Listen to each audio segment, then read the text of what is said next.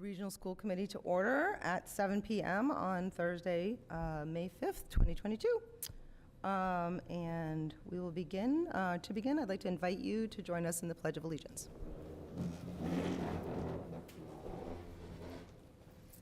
Pledge allegiance to the flag of the United States of America and to the republic for which stands one nation, under God, indivisible, with liberty and justice for all.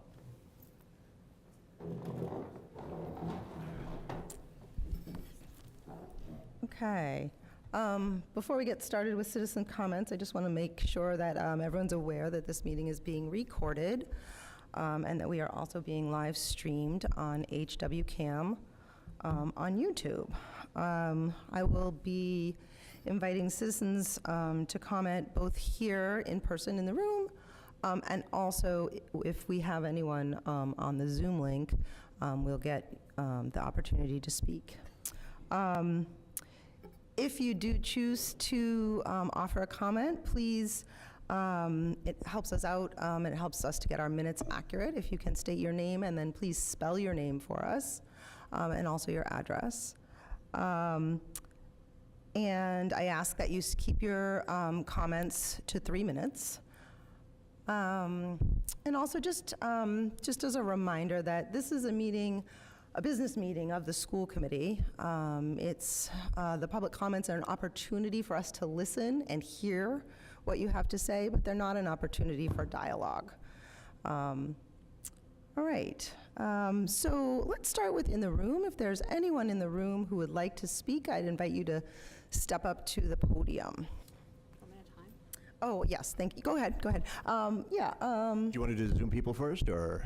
No. Okay, I was just getting, I was just being reminded that I usually have a timer. Anna, would you please time? So she'll let you know when you have about 30 seconds left. Okay, great. Okay. Thank you, Madam Chair.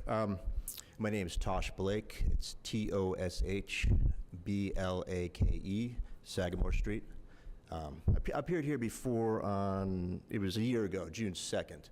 And you mentioned minutes earlier. This is just more of an administrative thing. I just wanted to correct minutes regarding something I had said then, just a slight inaccuracy, nothing major. I don't know if this is the right form to do that, but to have it on the record, and I don't know how you would communicate to me if it changed, but I'll just tell you what it is. So the agenda item that back then was something called an indigenous land acknowledgement.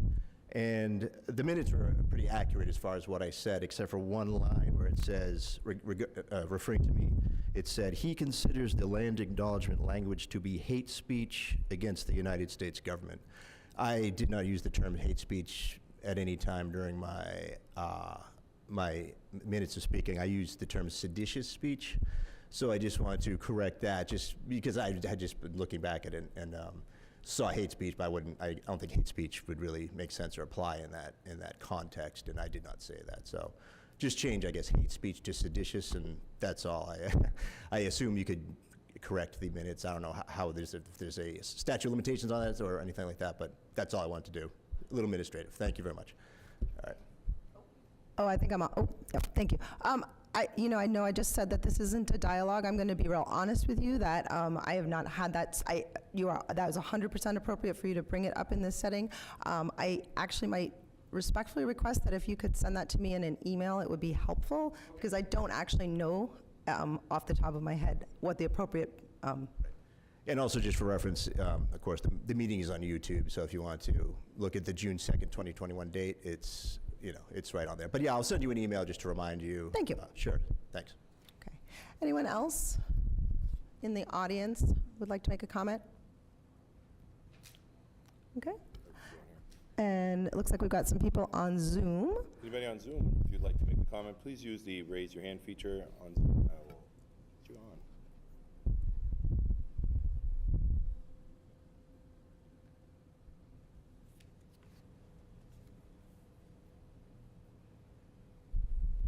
Again, if you want, or on Zoom and you would like to speak during the comment period, please use the raise your hand feature.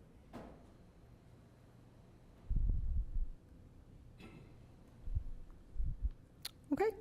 And I'll have you say it, those people on Zoom. Yep, I'm going to close down Zoom. If you need to watch the movie on live stream, it is on the HWCam channel. So we'll be closing this link now. Thank you. Thank you, and as always, thank you to those who take the time to comment, and also those of you to take the time to connect with us in other ways, via email or personally. Next up, we have each meeting, we spend a little bit of time talking about or reviewing our school committee protocols, and this evening, Jen Carr is going to speak to that.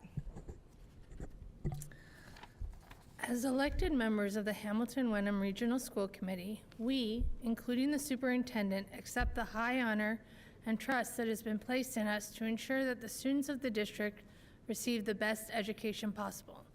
To that end, we hereby commit to the following in conduct of our business. Number 10, members will refer constituent concerns and complaints, including issues related to district personnel, to the appropriate person within the district chain of command. Thank you. Okay. So next on the agenda is the consent agenda. And for our newer members, I'm going to just remind everyone that the purpose of the consent agenda is to have items for which we don't anticipate discussion or debate. So before we put forth the consent agenda, I'd like to ask if anyone has any items that they would like to have held for the for discussion. Okay. All right, Amy, you want to take a stab at it? What do I say? I move that the members of the Hamilton-Wenham Regional School Committee vote to pass the consent agenda as written. To approve. Approve. Yep. Almost got it. Excellent. Do I have a second? Second. Second by Anna Siedzik. Because it's a consent agenda, there's no discussion. All those in favor? All right, and the motion passes of the 5 members who are present. Okay. Right. Next up, we have our new business. Eric, I think, do you want to speak to this before we have any kind of a motion? Do you want to give us a little, Can I ask that we change the order? want to do the HWEA first? Just because we Yeah, do have absolutely. Nick here, and Absolutely. he does not live around here. So Absolutely. Oh. If the committee is comfortable, because we do have Nick Rustino here, who is the president of the HWEA, we might just skip around a little tiny bit and do 6B first. We all comfortable with that? Yes. Okay. Eric, I'm still going to kick it to you to Yep. start. Appreciate it. Okay? Nick, if you don't mind coming up to the mic, we can probably do this in tandem. A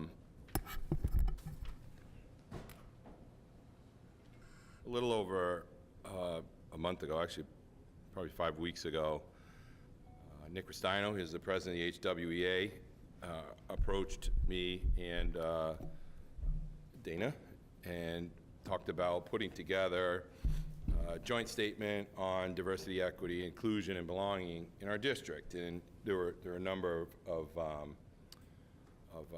activities going on in our district, as you know, with diversity and equity, with the equity audit, with some of the things that we're doing trainings on. So we thought this was an appropriate time to at least begin that conversation.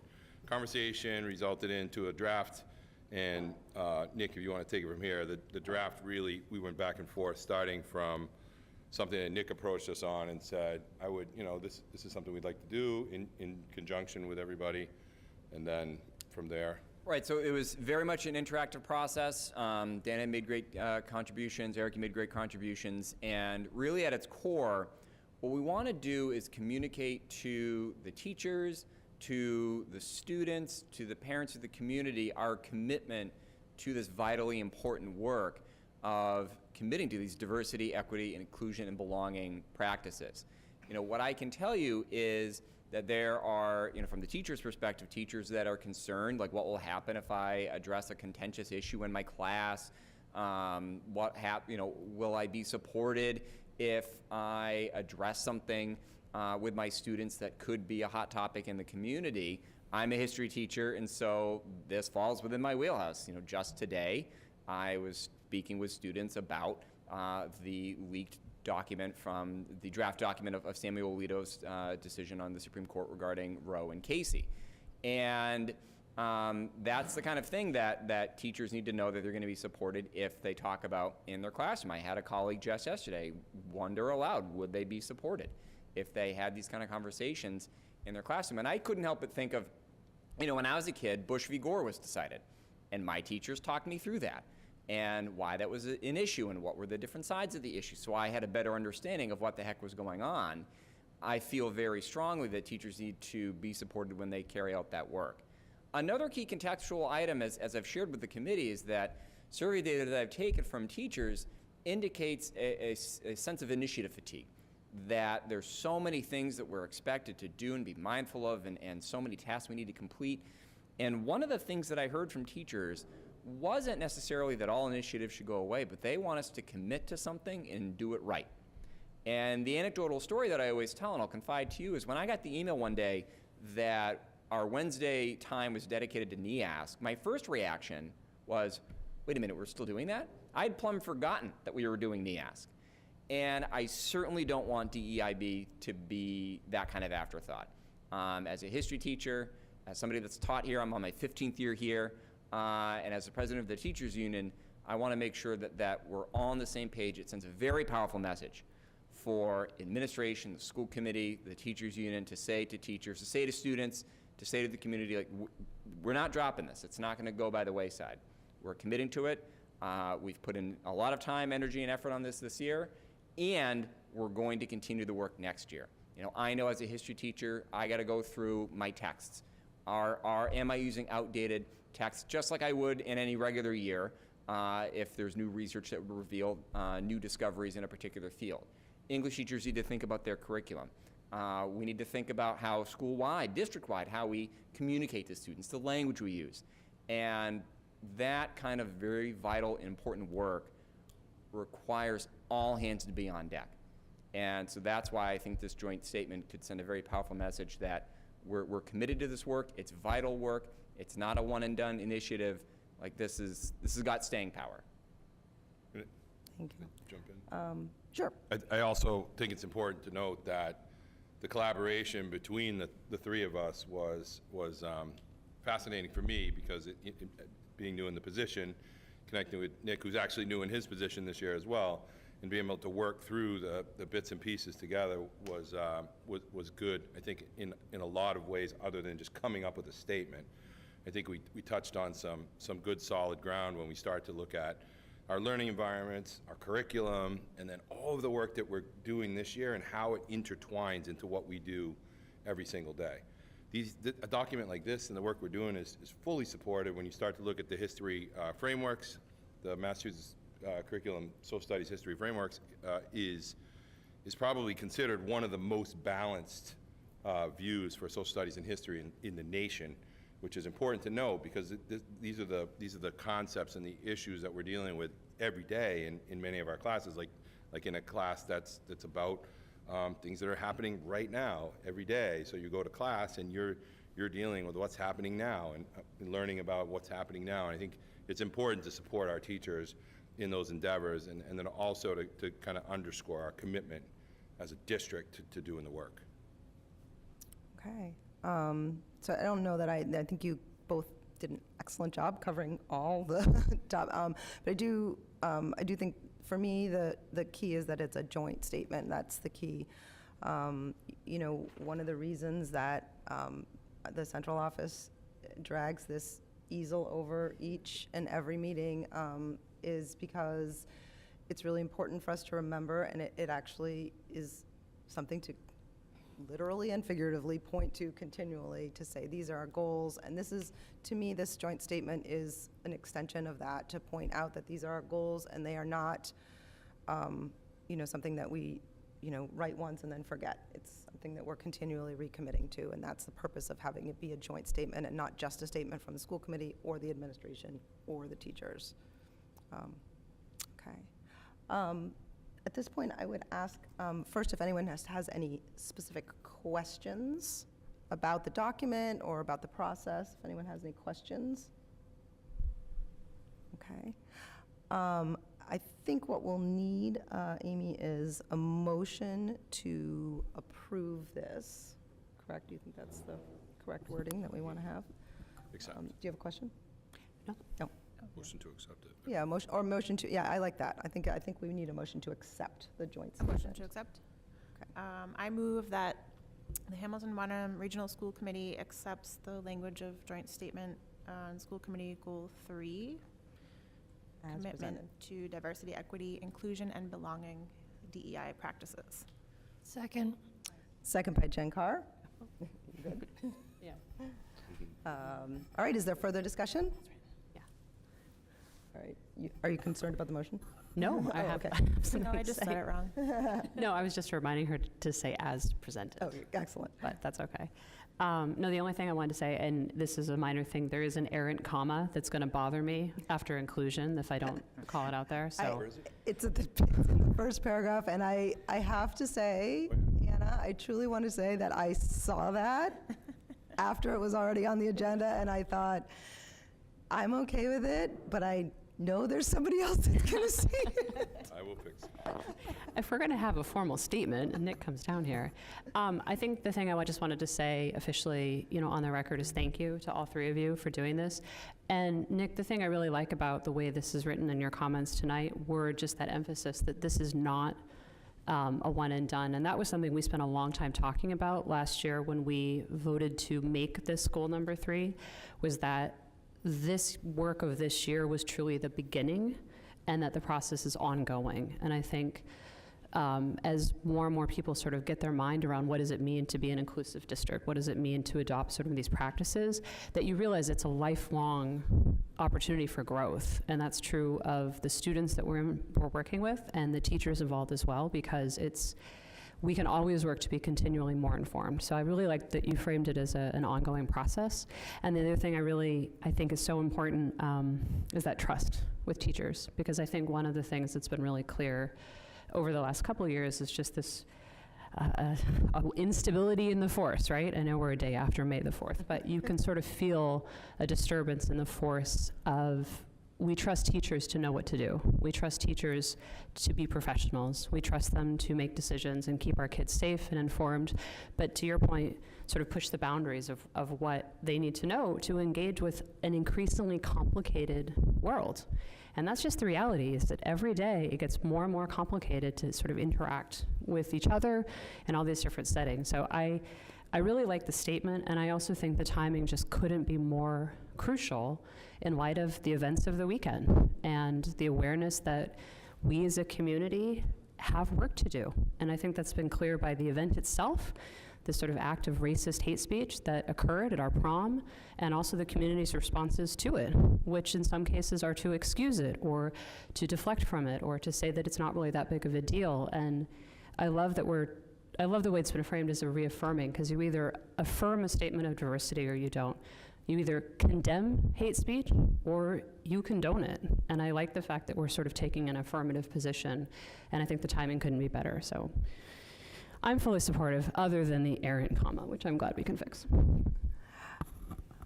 Other comments or discussion? No. Okay, all right, looks like we're ready to vote. All those in favor?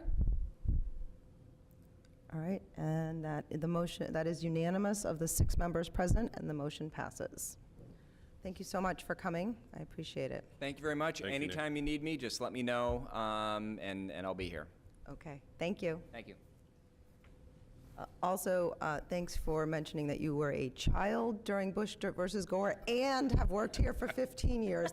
Those two things together really, really got there for me. I recognize that, but I'm going to get my own serving of humble pie next year. Next year's freshmen are the first group of kids who I will have been working at the high school their entire life.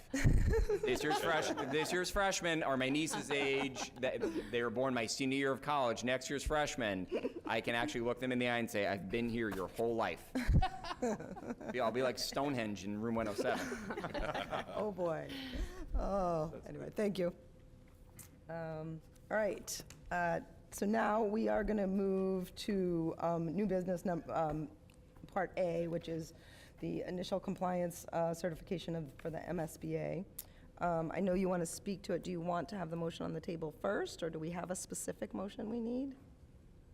The motion would be just centered around the committee approving you and I to sign the So document. maybe just give us a basic overview and we Yeah. can do, yep, go ahead. So it's just approval for us to sign the Yep, document. no, I just was wondering if there was specific wording we Oh, needed no, for a motion. not on this one. Okay, The next one, we'll. okay, go ahead. As you know, Mass School Building Authority has invited us into the process for the Cutler School project. There are a number of steps that we will have to meet along the way between now and January 27th.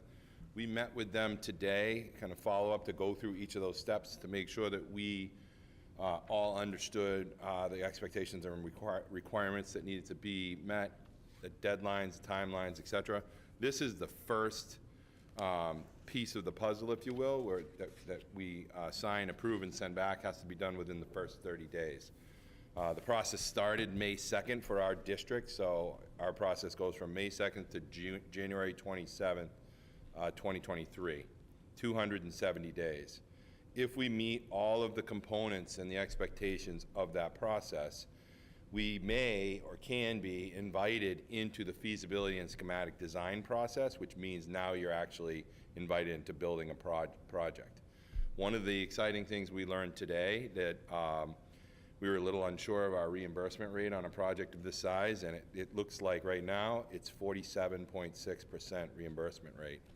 So that's a big deal because we were guessing around 35%, 30%. So they were able to confirm, as of now, 47.60%.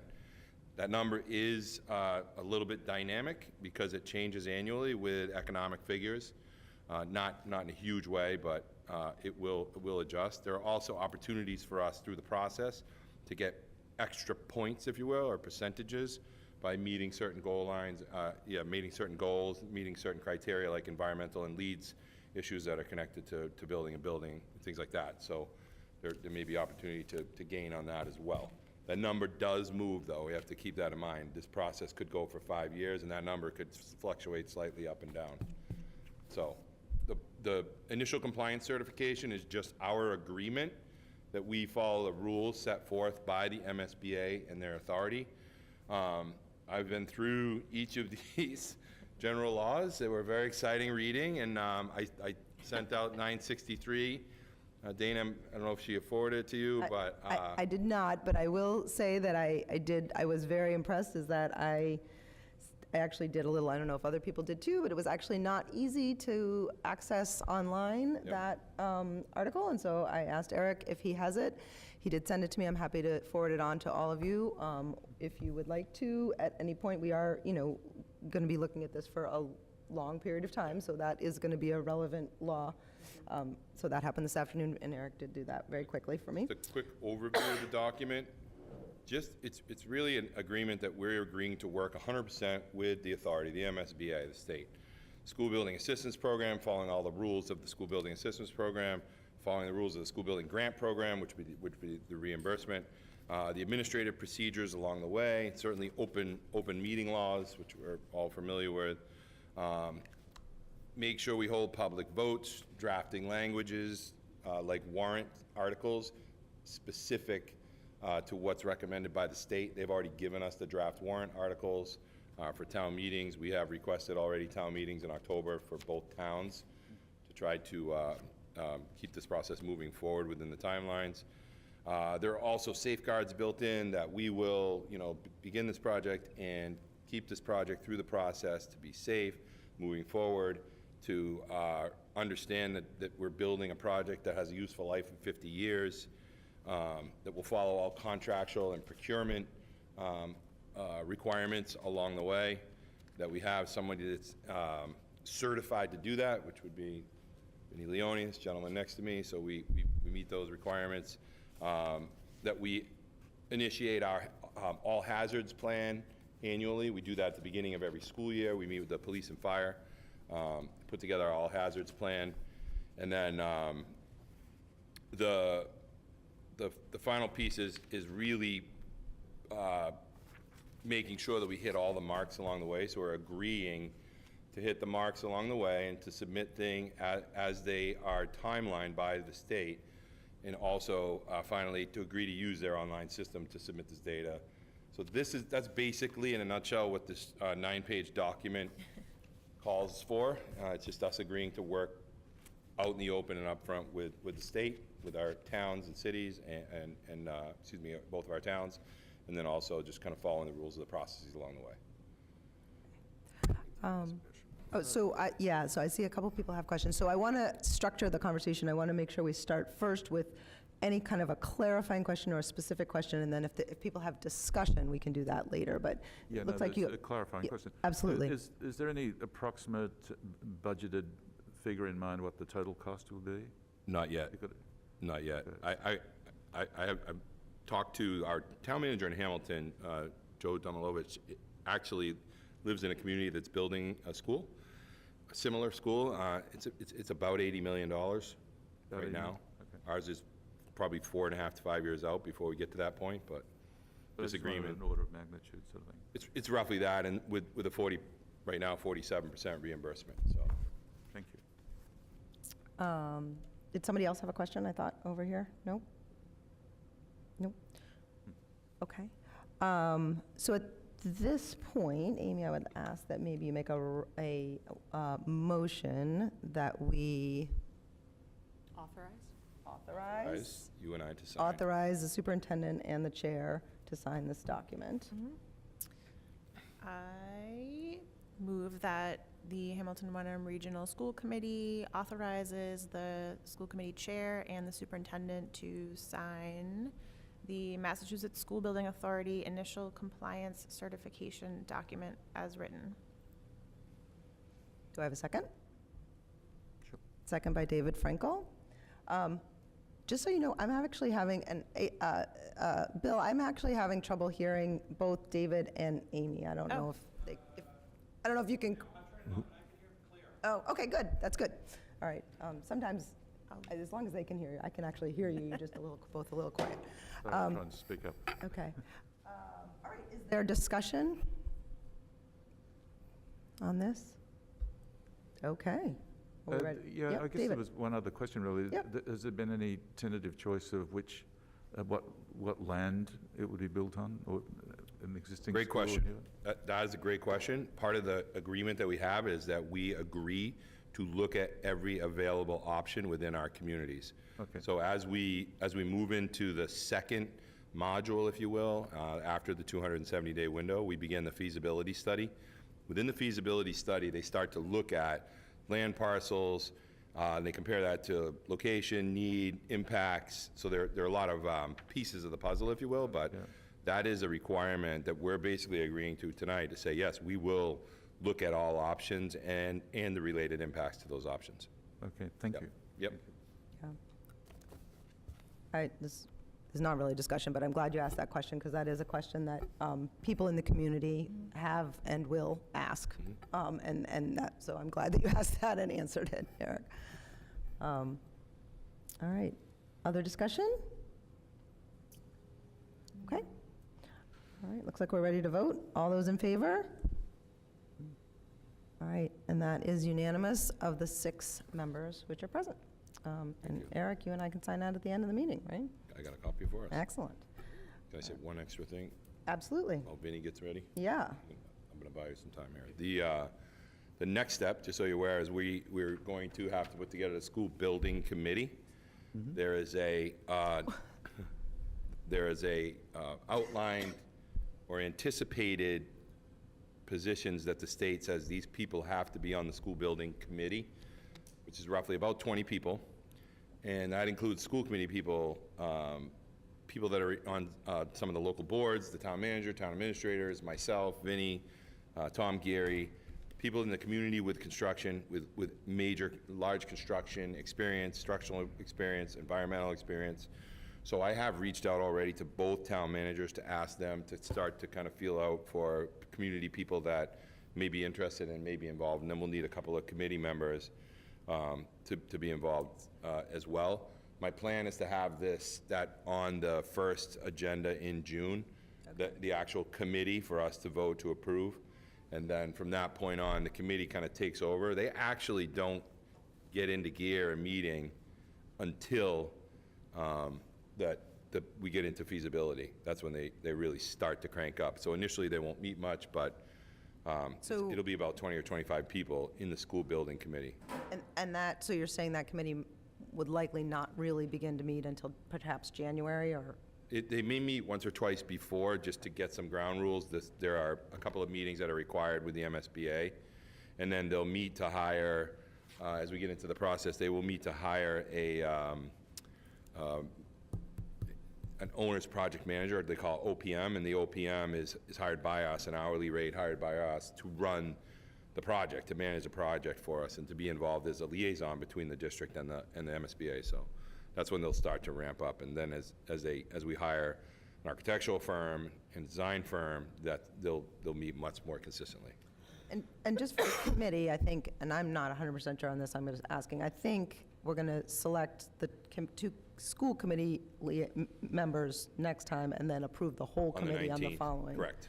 Right, so just so the committee knows that you want to be really thinking about if that's something you're interested in doing, that at our next meeting, that what we would be deciding, but then separately approving the whole committee. Then we'll approve the committee, and then that'll be submitted before the deadline of July 1. Okay, all right, Thank you. thank you. All right, Vinnie, when you're ready, we are ready for you.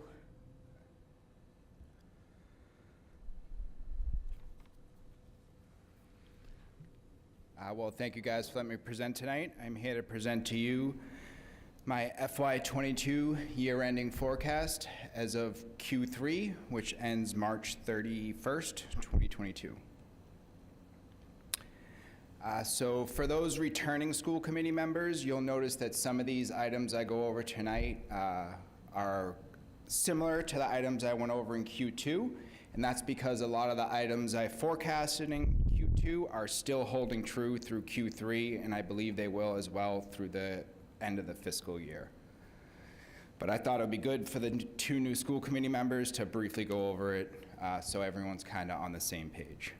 So when I conduct my year-end forecast, there are a few budget realities that we face when we go through it. Obviously, the biggest one is that finally 75% of the fiscal year has passed, with roughly 71% of the school year passing, as we've completed 128 of our 180 school days.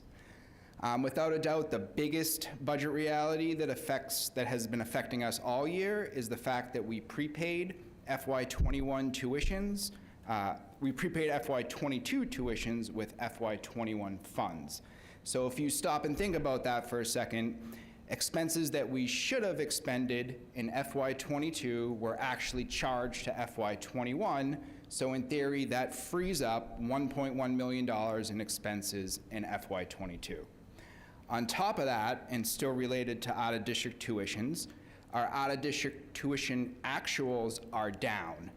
Many of you know this, as this was reflected in our FY23 budget, where we lowered our out-of-district tuitions by approximately $500,000.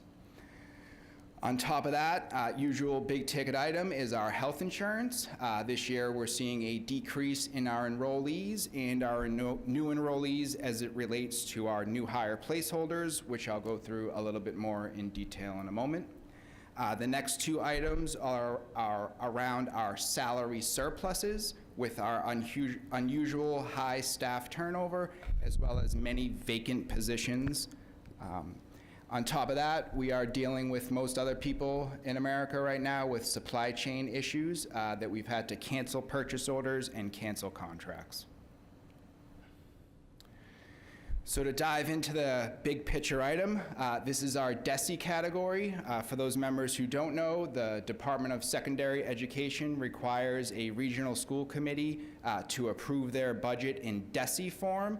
This is a category that the Department of Education has applied to each expense area.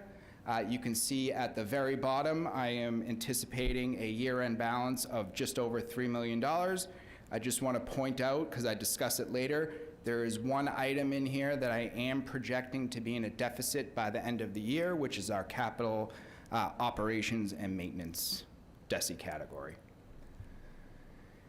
This is that same information, but in location or department. This is normally how we run our operation. We run it by school building or by department, not really by DESI category. But we display both of them for you tonight. So to jump into the salary surpluses, when we look at our salaries this year, there are really 3 major categories on where our salary surplus is derived from.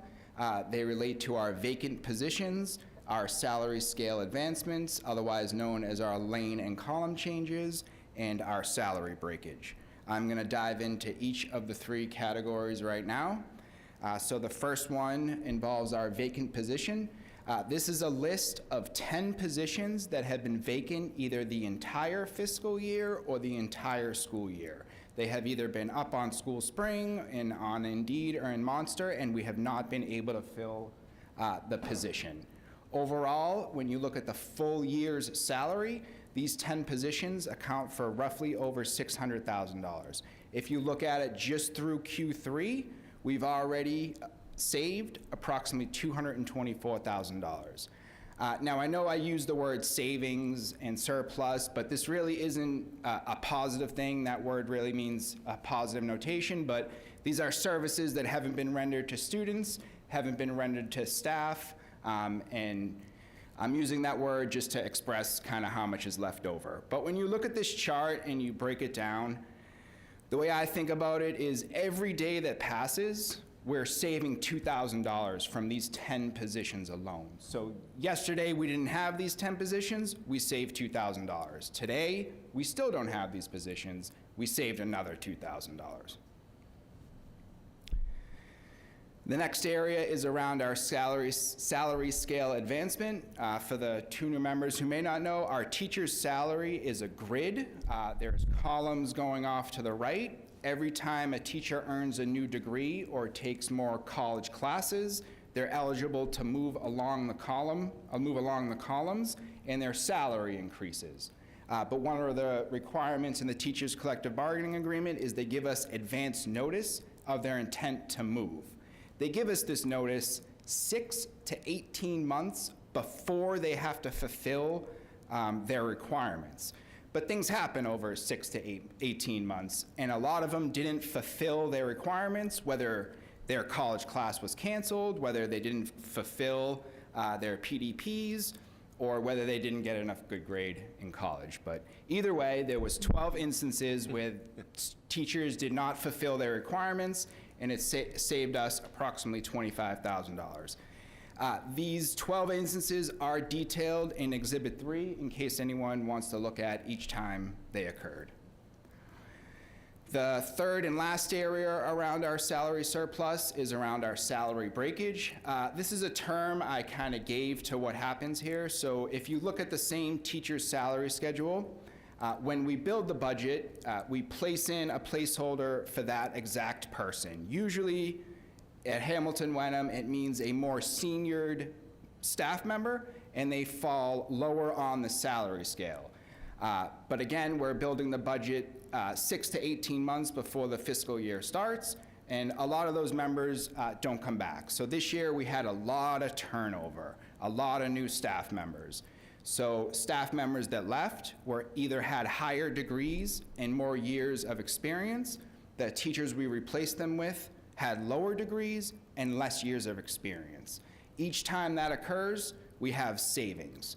So for this year, that happened over 39 times. This just represents teachers. It doesn't represent TAs, administrative staff, custodian, or anyone else for that matter. This is just the staff that fall into the teaching DESI category.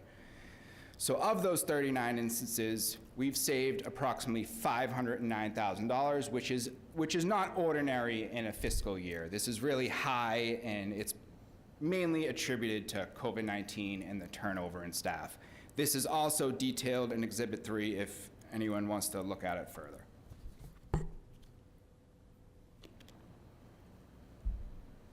The next major area is around our health insurance surplus. So when we originally built the budget, I anticipated a 7.5% increase on our health insurance premiums. That 7.5% increase accumulated to $202,000 increase. But just because I built 7.5% of the budget doesn't mean I stopped negotiating with Harvard Pilgrim, our health insurance carrier. Over the course of the 3 months following us passing the budget, I went back and forth with Harvard Pilgrim, and we ended up agreeing on a 3.5% increase, which only cost us $94,000.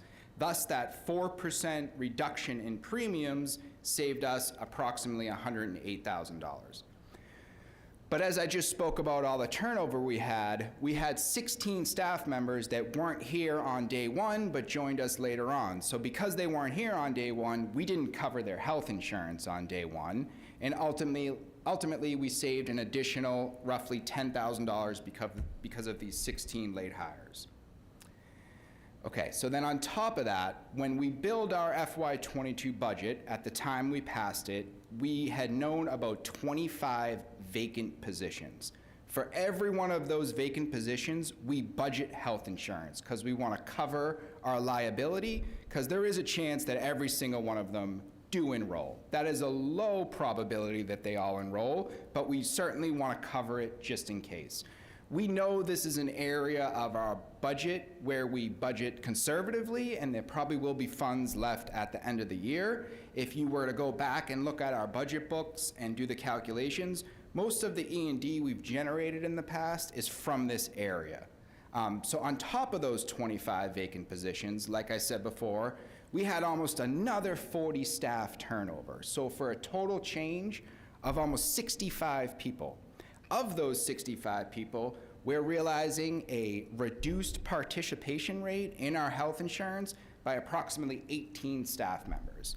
So those 18 staff members, if you calculate it out for the year, is approximately $280,000. So these 3 instances, we have health insurance leftovers of approximately $400,000. But on February 17th, we asked the school committee for a series of transfers that came out of our health insurance account to the tune of roughly $300,000. So it leaves approximately $100,000 left on our active health insurance line alone, which is just one line represented in our 500 accounts. So like I said before, the big ticket item, which is where most of our balance is coming from, is from out-of-district tuitions. So I'm going to walk through a little bit of what the calculation looks like and why the balance is there. Out-of-district tuitions is a little more complicated because there's a couple different funding sources. So I tried to break it out in a little bit more detail for you. I've separated out into how we come up with the total budget and then how we come up with our total expenses, and then I show them both together. So the original budget that was passed back in March of 2021, it contained approximately $3.6 million for out-of-district tuitions. But on October 21st, the school committee approved 3 transfers. The first one was an additional 1% COLA. So again, for the new school committee members, when we built our FY22 budget, the 3 union contracts were expiring at the end of the year, so we didn't know what their COLA was going to be. We built in a 1% COLA. Subsequently, most of the union contracts have been agreed, and it contains 2%. Therefore, we were shy 1% for everyone's COLA. So in October, we were authorized to transfer out $278,000 from out-of-district tuitions to cover this additional 1%. In addition, the school committee authorized a $500 COVID-19 payment to eligible staff members. This came in to cost us just around $170,000, which again, we transferred out of out-of-district tuitions. Lastly, at that same meeting, there was a few unbudgeted items that we had requested a transfer out at the same meeting for roughly $211,000. So these 3 transfers occurred in October, and you have to remove those amounts from your total budget. So that leaves our final ending general fund out-of-district tuitions budget of roughly $2.9 million. Then you have the expenditures side. So every quarter, we meet with Student Services, and they supply us with their forecast for the year end. Student Services is the one who are directly involved with the out-of-district tuitions. They're the ones who are reviewing them all. They're the ones that are creating all the IEPs. So they're best suited to project out what our out-of-district tuitions is.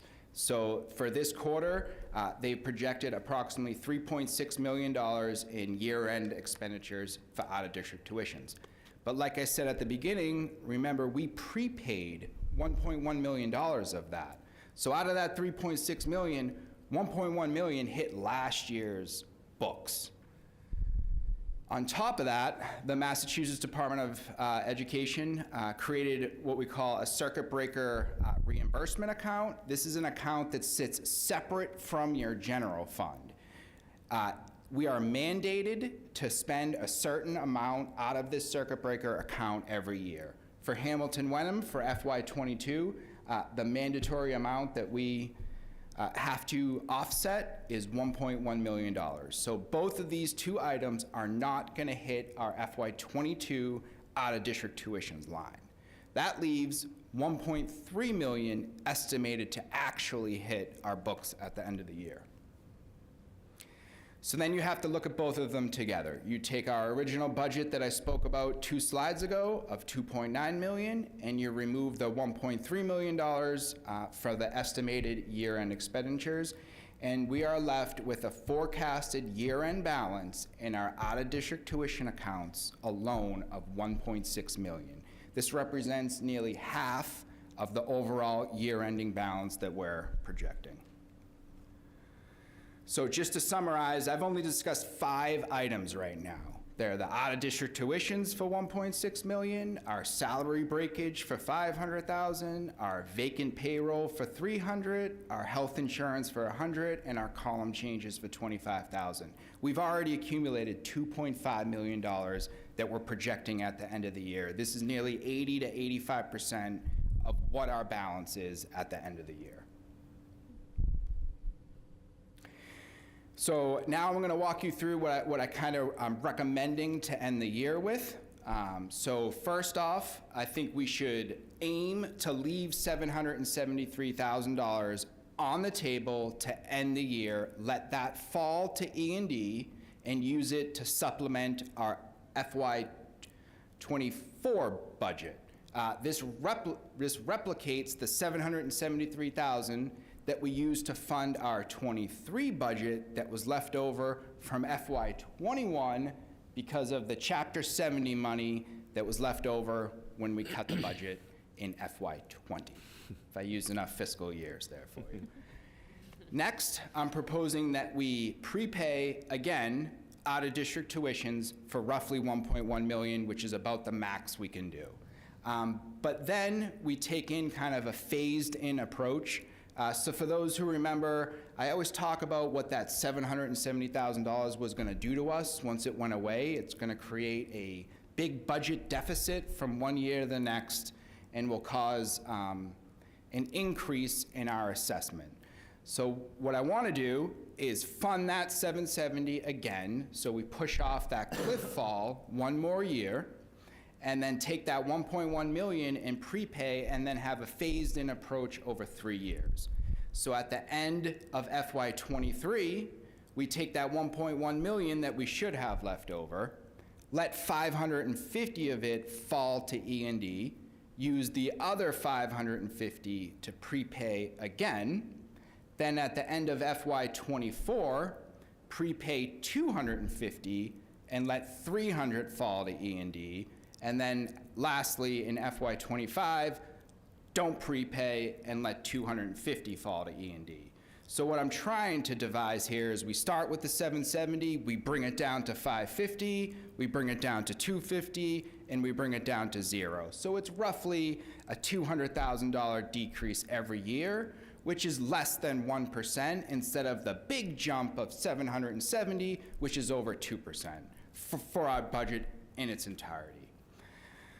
Okay, so then lastly, there are 5 items that I'm going to seek funding for tonight, if you agree. But if you do the math here, there's still about $1 million left over, which right now, I'm saying I don't have a plan for. I want to meet with Capital Finance, come together and decide as a group what we should do with this $1 million. It's kind of the same idea as what we did with OPEB for the '23 budget. So vet it through Capital and come up as a group and bring it to the full committee and hopefully have agreement with everyone on how to handle the rest of the funding.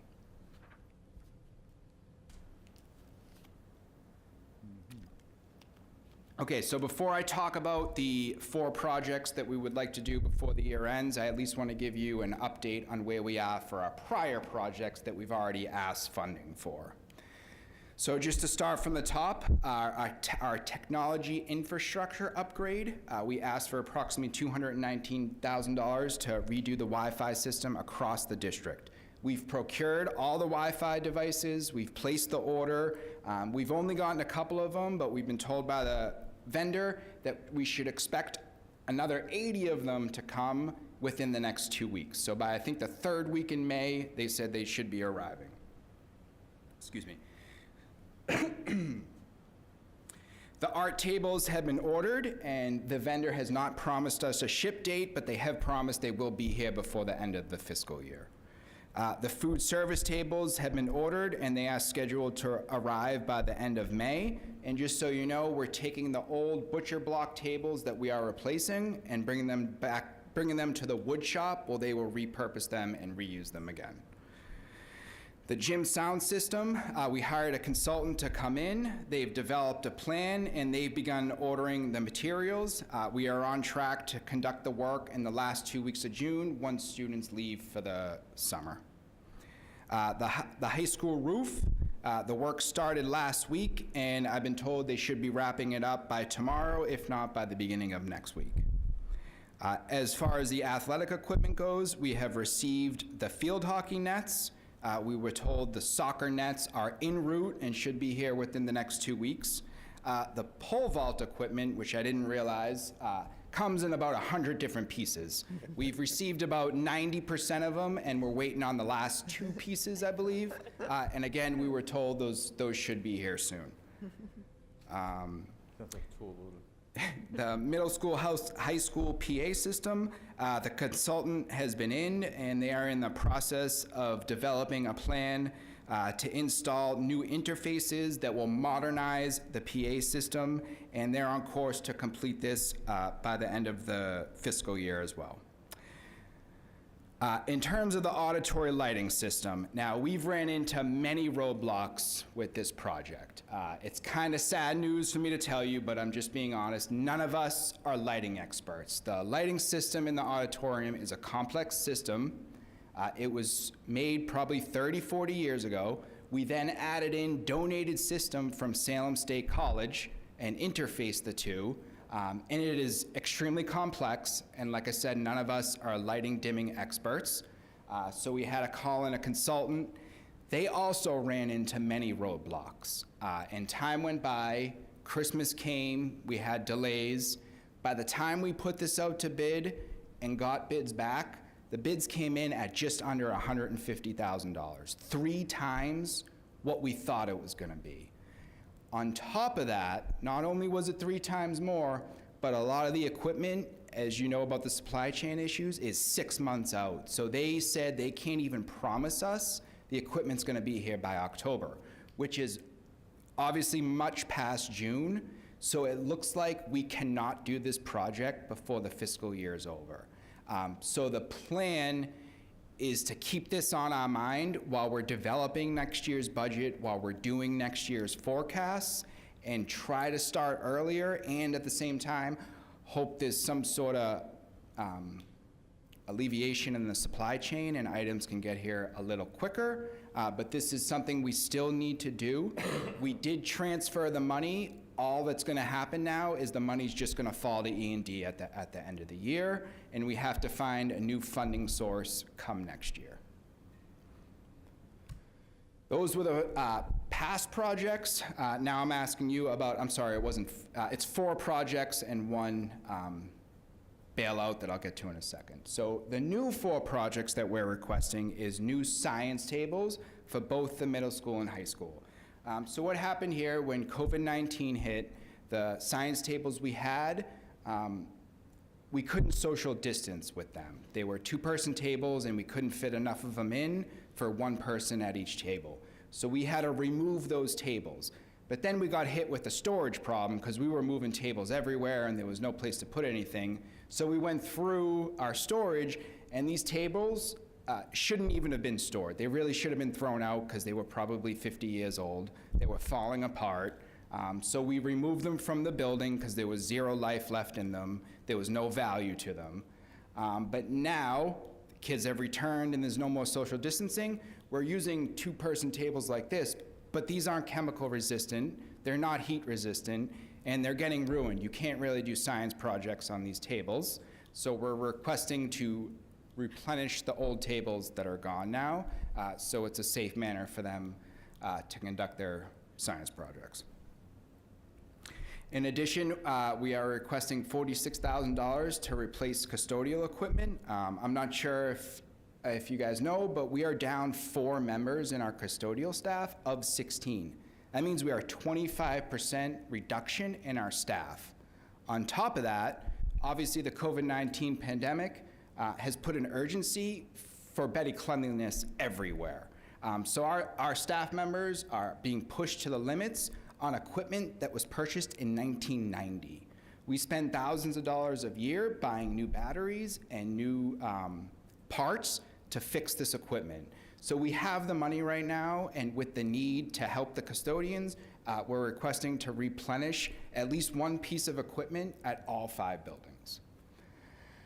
In addition to that, last week, the school committee approved a donation by the Hamilton Wenham Youth Basketball to redo the high school gym floor. The high school gym floor, I believe, a floor like that, the time varies, but you really should be refinishing it by at least every 10 years, and I don't believe we've done it for at least 15 years.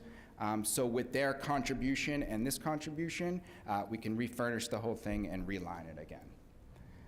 Lastly, $11,000 for the Project Adventure course repairs and upgrades. So every year we do kind of a safety inspection, and there was a few deficiencies that came up on this report. So they are not a safety issue right now, but if we don't fix it, within a year from now, it's probably going to be a safety issue. And every year, the state comes in and inspects all the equipment. This could make it so we don't get an inspection next year if we don't address these deficiencies.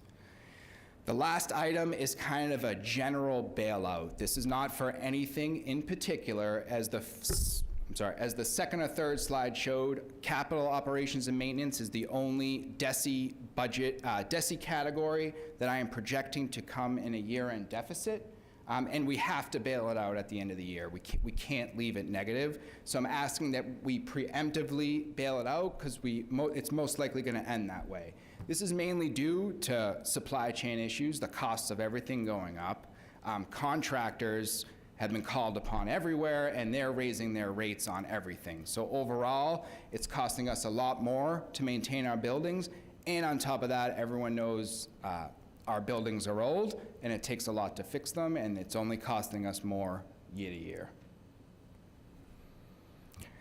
So I can kind of stop now and answer any questions or keep going. If you agree with kind of the spending plan, there's a transfer that's needed, and if you agree with the out-of-district tuitions, there is a motion to allow us to prepay our tuitions at the end of the fiscal year. This is the Q3 transfer needed if you agree with the kind of 5 items we have here. So let's start with, let's do just general questions, because that was a lot. It was great, but it was a lot. So maybe let's start with just anyone that has just a general question, clarifying question on anything that Vinny just shared with us. Yeah. Jen. Vinny, can you go back to slide 3 and 4?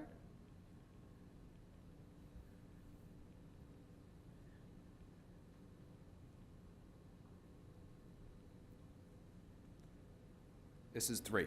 Okay. how come the deficit on 3 is 39,000, almost 40,000? But the deficit on 4 is only 22,475.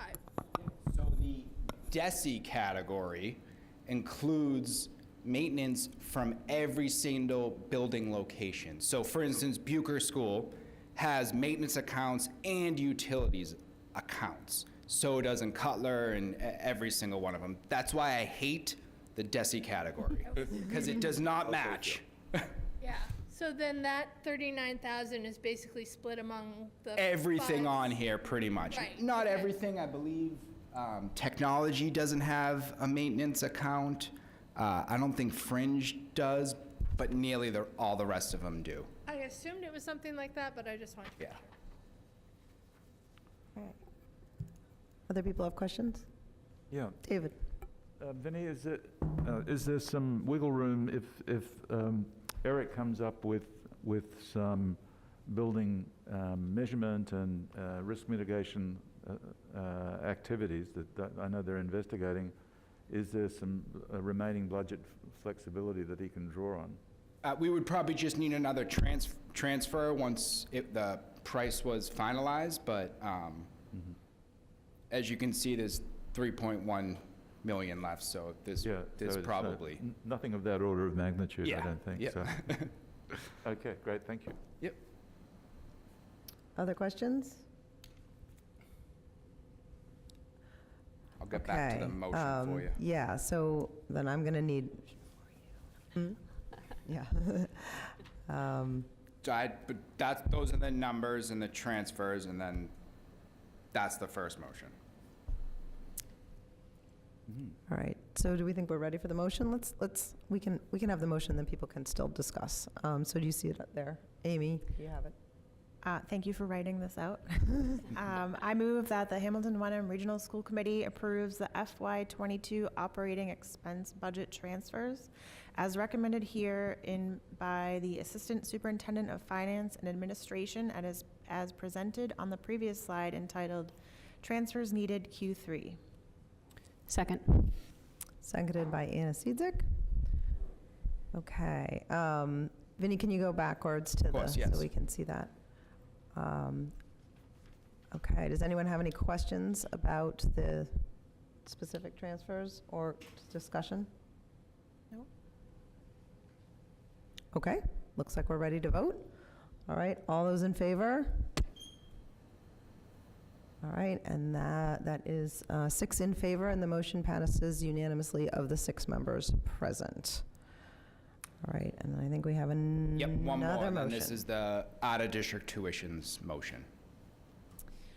I move that the Hamilton Wenham Regional School Committee authorizes the Assistant Superintendent of Finance and Administration to prepay fiscal year '23 out-of-district tuitions with fiscal year '22 funds not to exceed the amounts established by Mass General Law Chapter 40, 4E, and Chapter 71, 71D. Second. Second by Jen Carr. Okay, do we have questions or discussion? Jen? This motion doesn't take it out the way you have it on slide 14. Will we have to do another motion later on in those years? Let me see what 14 looks like, hold on. Go forward one? That one. So I can't state 1.1 million because there's rules on what months we can prepay, so we're not gonna know what that exact number is until the time comes in June. So we can't really state an amount. That's why we stated the Mass General Law to just not exceed what they allow us to prepay. Right. make sense? but It says prepay fiscal year '23. It doesn't talk about fiscal year '24 or '25. We can't set. Can't do that? Yeah, we That's can't. all I need to know? Yeah, yep. Yep. Because that's telling the next school committee. Yeah, so we'll have to do group it what to again do. in next Exactly. year and then the year after. Yeah, next year, when the time comes, for whatever reason, the school committee could decide not to, and just the whole thing would fall. So I will have to convince everyone for the next 3 years. No, and thank you, and thank you for first of all, that was a great question, Jen. I had the same one.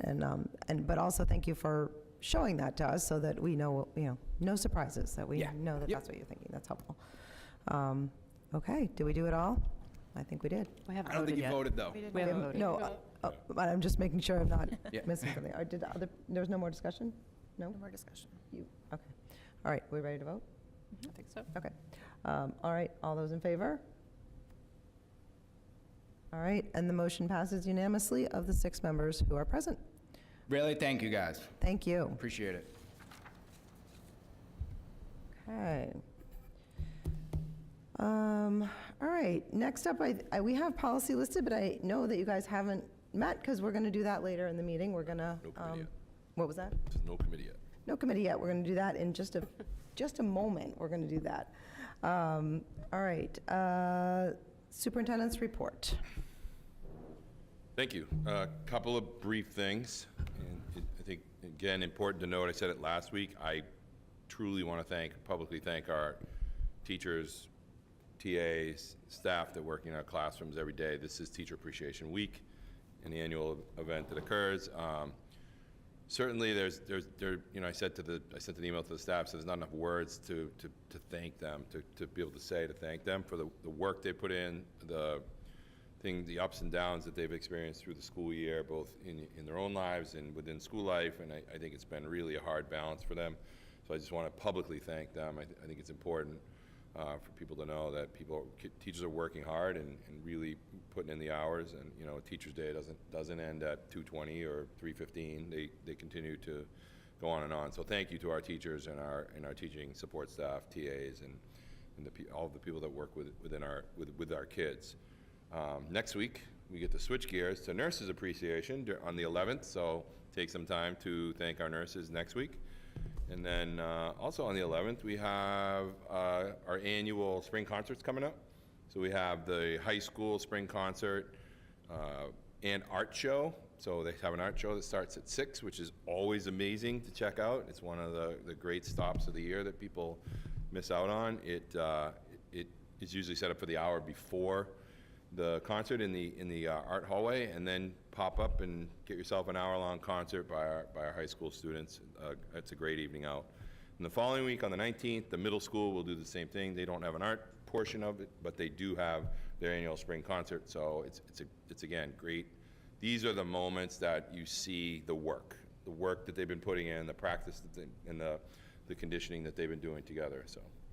I've got the middle school spring concert is the 17th, not the 19th, because the 19th we have a school committee. Correct. You are correct. Sorry. Thank you. I can't even read my own writing here. So the 17th. Thank you. So both of those concerts are coming up, and it's really the mark of closing in on the end of the year. So I'm getting excited. Also, a number of events coming up for our seniors. We're really about a month away from graduation, if you can believe it. They have a couple of weeks of actual school left, and they'll go into their exams, and then this year will be the first year in many that we will have all of the graduation events. So we have planned the senior prom, the Seniors Helping Seniors, which will come up at the end in early June. Then they will have all the events like senior night in the auditorium, where they'll have the kind of final last hurrah together. Candlelight, which we have not had in a number of years, and then graduation on Saturday the 4th, and certainly we look forward to that event. We are planning to have the tent again. The tent is back, so that'll be fun, and information is already going out from the high school to parents and families, so we look forward to that exciting time. And that is it. Okay. Thank you. All right, do we have questions for the superintendent? No, thank you. Okay, thank you.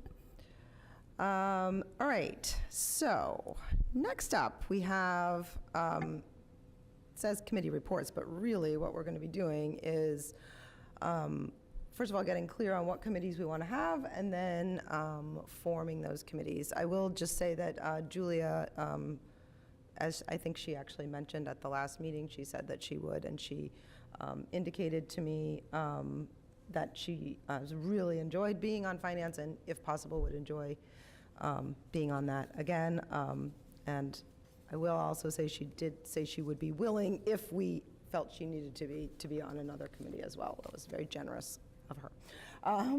Did she specify which one? She did not. That would be our job, right? That'd be, right, exactly. I thought if people are, what I'd like to do is, I would like the chairs of the 3 existing committees to give a 1-sentence or 2-sentence, just, so everyone can know what the committees do. I can start, and then we can talk about, whether we want to continue with those 3 committees. I know that there was a discussion, David had mentioned a discussion regarding, Polito had mentioned a discussion regarding capital finance, and we also may have a discussion about whether we need any other committee, or I guess we could discuss whether we want to get rid of a committee too, if we wanted to. But the 3 existing committees in past years, I was the chair of negotiations.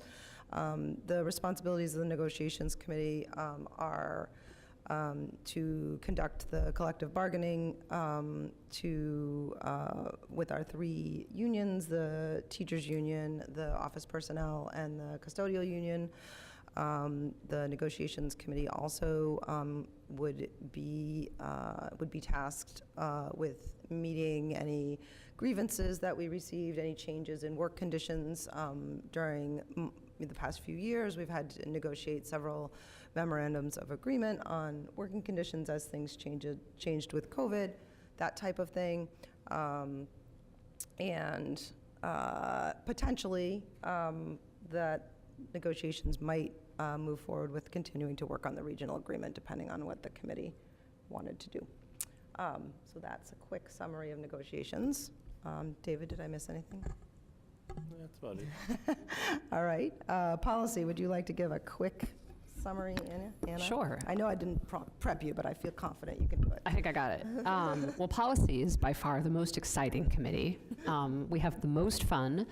The policy committee in general, writes and approves and suggests policy for the entire district. Some of it is rather boilerplate, to be honest. We're in the middle of an MASC review of all of our policies. It's part of our contracted services with the MASC to review all the policies, and that's been ongoing for several years, actually. So at present, we have just finished the J section, and we are ready to start the K section.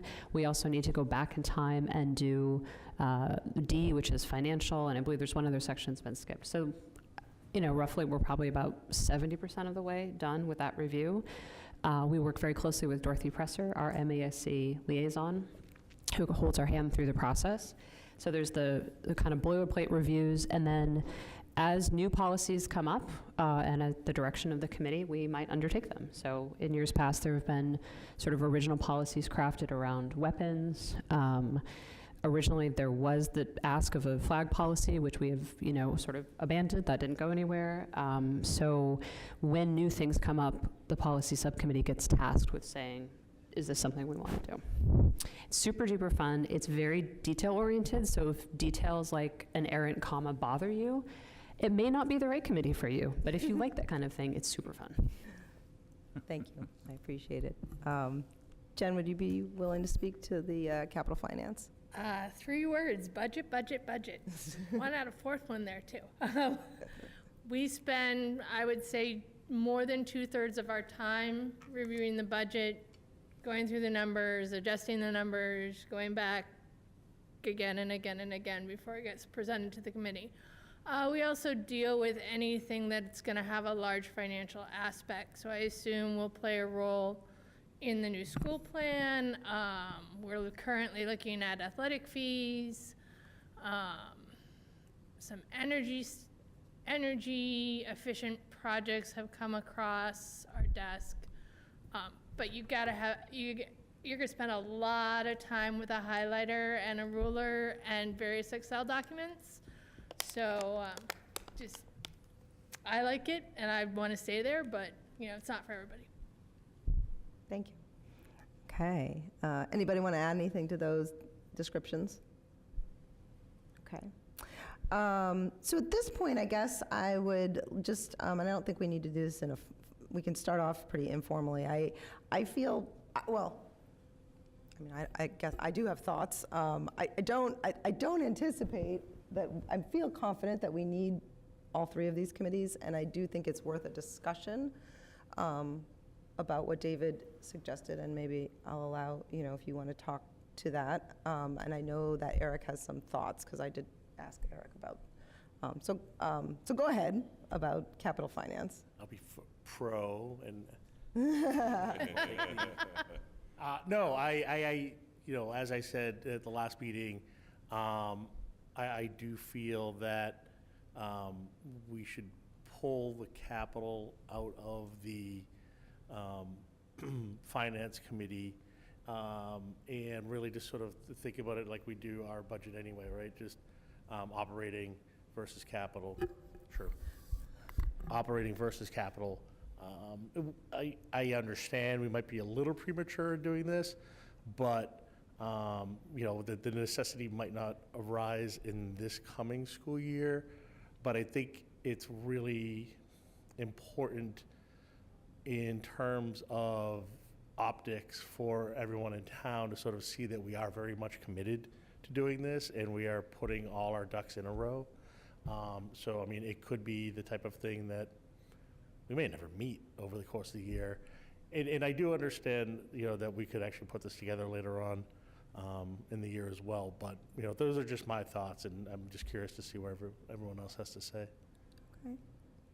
So I'm hearing you're saying you'd like to form both a finance and a capital committee, and that it's possible that the capital committee might not be particularly active at the beginning. Is that Right. sort of what you're envisioning? So, Okay.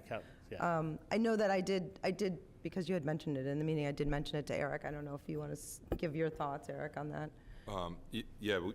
When David brought it up last meeting, I actually ran it by our MSBA contact just to say, hey, when would that time kick in? So you're right, we probably wouldn't need it till next year. I mean, right around this time next year is when we'd really start to get into the process. So it might be premature. One might sit and just do budget, and the other might just wait. So my thought more, and I don't mean to make this a back and forth. I'm trying to make it a conversation. Even more than the school, I hear it everywhere, right? I mean, now granted, I'm in that part of the community, right? I'm in the sports, all the sports leagues, and people are really sort of chomping at the bit for these fields to get going. And like I said, even if it's just to show them that we're here, we're putting the committee together to be able to, to jump on it as soon as we can, I think that would just be sort of good for us, because, people don't really they don't pay 100% attention to what we're doing, and they don't realize that we do bring it up periodically. So it just might look good to them to realize that, like, we're here, we're willing to, Michelle Horgan was our liaison with, I think they're still called the Turf Committee. I think they are. Yep. I feel like it's an I thought they outdated weren't, but term I at think this they point, are. because it's such a Yeah. broader project. But, but even that, just to put together some sort of, liaison, some liaisons, and again, just so everybody knows that, okay, we're active, this isn't something we're sitting back on, we're really trying to push Yeah. forward as well. I just because I'm going to get to you. I just want to clarify, because I heard kind of two things there. One was separate and having an actual capital, like separating out a financing operational versus capital. But then it sounded like you were also talking about liaisons. Well, I mean, we've been operating with the liaison Correct. that we all know about. I'm not sure that everybody in the public understands that's how the operation has been working, and it's been working very successfully the past year or so. And again, and I could be wrong, this is just where I'm coming from, that I hear so much about, like, well, what's going on here, what's going on here, what's going on here? It doesn't seem like you guys are doing anything.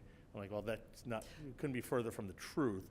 And by having the subcommittee there, that we have these people in town and be like, oh, okay, that they're actually here. And like I said, how much we end up meeting, how much happens this year, I don't know. Okay, Hopefully- that makes sense. And I will just say, I don't know that we have a date when the turf, is it the 1st? Are they, What was the that? turf, when the turf, They just, they just met Monday.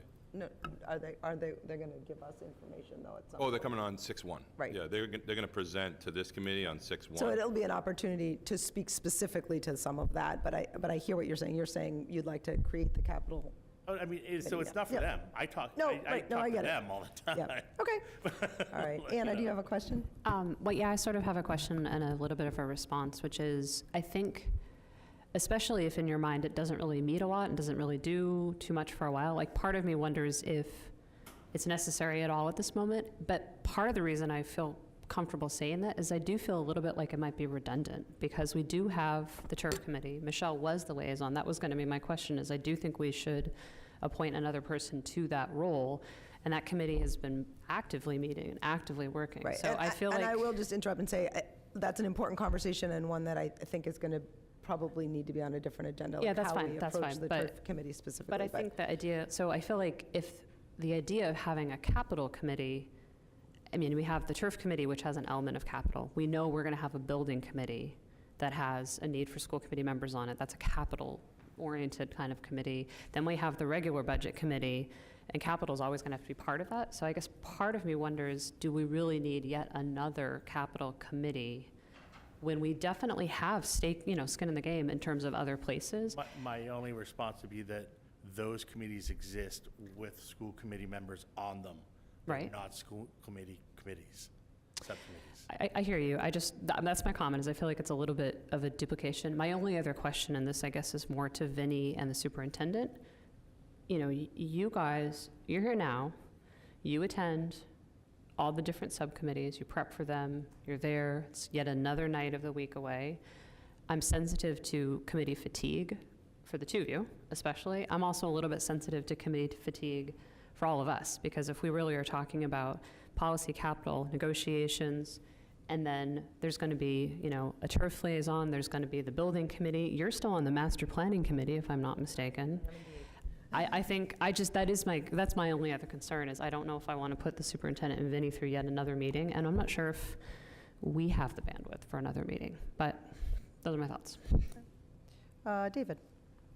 Two questions. One, does a subcommittee have to be 3 or can be 2? I know it can't be 4. But It can't be, you're correct, it can't be 4. The subcommittee of 2, the issue about it is that if one of you is not able to attend, then that's the end. and is right? it And a you're- must? And you're also an even number. Right. So, Yeah. so No tie vote. well, I don't think there's any sort of law against it. It isn't, it's Not desirable. not desirable. There's just no vote Right. breaker. It's not, yeah. And does Eric have to attend every one of these subcommittees? Is that an obligation, or can they operate somewhat independent of that, so it doesn't represent that kind of load? Go ahead. I'll answer Yeah, that. go I think in a lot of ways it's important to hit every single one. No, but yeah, negotiations, I need to be in the dead middle of that. I can understand Capital and budget, in the middle of it. I think, I've been to just about all of the committee meetings along the way, which, puts me out about 4 nights a week. It's the understood part of the job. I understand what's expected, and that's not an issue. It's just, I think, once you start getting all these committees, they start overlapping, and you can't get 3 people on the same night, and then we dealt with that with negotiations, trying to get committee after committee together, because what happens is negotiation suddenly becomes, instead of meeting once a month, you could be meeting once every week for a short period when of time when something to hammer out occurs. a contract. Short period of time? Yeah, year. But those types of things start to overlap and get in the way. So the more committees you put out there, the harder it is for all of you to schedule around it, and for me or Vinny to be, we can't two Yeah. places at once. They generally happen in the evening. They generally happen, between 4 and 7 o'clock at night. So I was hoping to suggest adding a health and safety subcommittee, and but I hear your concerns about overloading, and it's a question of who has availability. But I think it's a very important topic, and it gets hot from time to time, and hopefully not hot all the time in terms of urgency. So I just want to put that on the table as one other possibility. I don't know how you would. Okay, yeah, no, that's fine. So, yeah, we can, I think we're gonna make some decisions. I think we'll do that. So I'm hearing health and safety. I'm still hearing we're kind of still in the middle of the dividing capital and finance. Yes? My Jen? concern with splitting the two committees, and I understand it's a lot of work for one committee, is that the right hand doesn't know what the left hand is doing and vice versa. I think you would have to have a significant overlap between members and a lot of communication. So, So. I also, I think what I heard, though, was that the MSBA did sort of indicate to you that, Eric, that at some point, that is likely going to be a necessity. Yep. Or a good idea, at Well, least. In the big scheme of a project, the school building committee makes the decisions. Got it. We are authorizing them to make the decisions, and that includes the fiscal decisions about what you're purchasing along the way, if you will, and then how the reimbursements work. So all that really ends up going through the school building committee.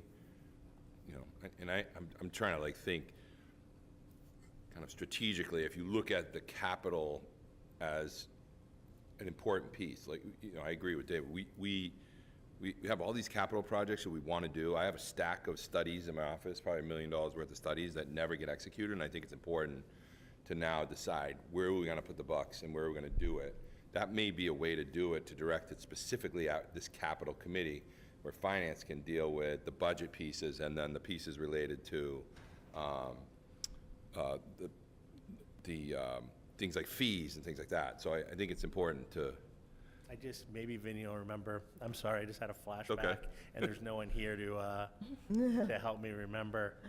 But Where's didn't Michelle? we used to have, right, Michelle? Because I vaguely remember when Josh and Jean were here, we ended up putting together, this, 4 years ago, had a running list of capital projects that they were trying to, it was within the capital committee at the time. We still But have just a as you just said that, it just popped in my, I'm like, oh man, I even forgot about that. I'm thinking about 2 projects, not the, 70 other that are just laying there. Never mind, I don't want to do it. We still have a list. We still manage I a remember fairly seeing that sizable list. Yeah. Yeah. Wait, are you saying you don't want to do the other committee now? No, I'm just kidding. Oh. But I just realized how much work it really could be. But I think that's something that, whether we do it tonight or not, I'm not married to this at all. But that's something to think about. 'Cause that really changes even my perspective on what that subcommittee could be. Well, and this is a clarifying question for you and the superintendent then. If we were to create this other capital subcommittee, it would be to address the pile of proposals. It wouldn't be the school building committee. I mean, they're totally separate things. They're separate animals. Right, we can't interfere with them. We can't interfere with them. We disagreed to. Yes, to that's not. why I'm making that point specifically. So if we talk capital, we're talking about everything related to capital projects, but Right, that is trying to put not together- the school trying to put project. together a plan. And potentially not the turf committee either. It'd be all the other stuff that's on this long list that we all know about. The turf committee may still be involved. I mean, they're basically going to morph into this fundraising entity that will be driving the fundraising piece. We still need to help to really drive the project, and I feel in my heart of hearts that that's my responsibility to make that, move that project forward and make that happen. But it's a execution thing. We need to execute. So I think, in thinking the way Dave's looking at it, it might make sense to kind of lighten the load and on the budget side so that the capital committee can focus on those projects. We have some fairly sizable projects coming on our way. I'm assuming we'll get accepted for the roof project for the high school. That in itself is a whole separate issue. So those types of things are coming our way fairly quickly. Probably over the next 8 to 10 years, $100 million in expenditures, of which maybe almost half of it could be reimbursable at some point, but not all of it. So, We haven't dealt with any of that, so I understand the need for it. I just want to make sure there's just got to be some overlap. yeah. Yeah, And so I'm wondering, as I I'm, would hope as there would I'm, at least be one. yeah, and as At I'm, least one right, as member. I'm listening to this That's conversation, I'm kind of vote. wondering about, I'm sort of, Yeah. does capital look more like negotiations, which is that it's sort of dormant until there's Until a it's super busy. specific thing, and then Is that, It could be a spin-off of, or a, s- or a, we s- find we need it Yeah. where you have one person from finance who stays intact with both committees. and would that be something that, right, maybe it's even triggered by basically the finance budget committee might even sort of, I'm just brainstorming here. Oh, yeah, like- no, and so like, I'm actually really glad we're having this conversation now. And again, I'm not really married. I might suggest that we sort of table this for now, because I'd like it to sort of stew with all Yeah. the brains in the room, because I do think, like, I've opened a larger can of worms than I expected, and it's not a bad thing. I just would like, let's do it right. I actually, I'd like to echo that, but also say maybe it's not just stew, maybe we actually specifically ask whatever we create as the capital finance, maybe we specifically ask them to stew and report back. Okay. If people think that might be a useful thing. I mean, that's just a thought, you know.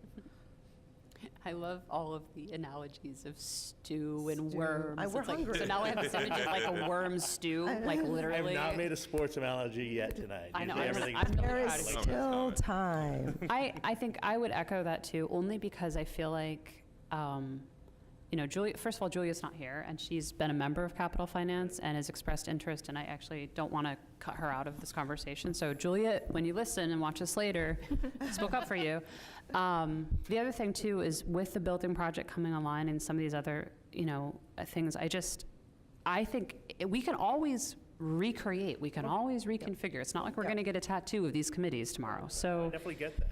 Yeah. I think if we start in our normal structure and then kind of evaluate where people's workloads are and how they feel about it, and if it becomes obvious that, Eric, of that pile of things, you're like, you know, there's 2 or 3 of these we really need to focus on, then we can always make another committee at the start of the year, and you know, we have the power, so.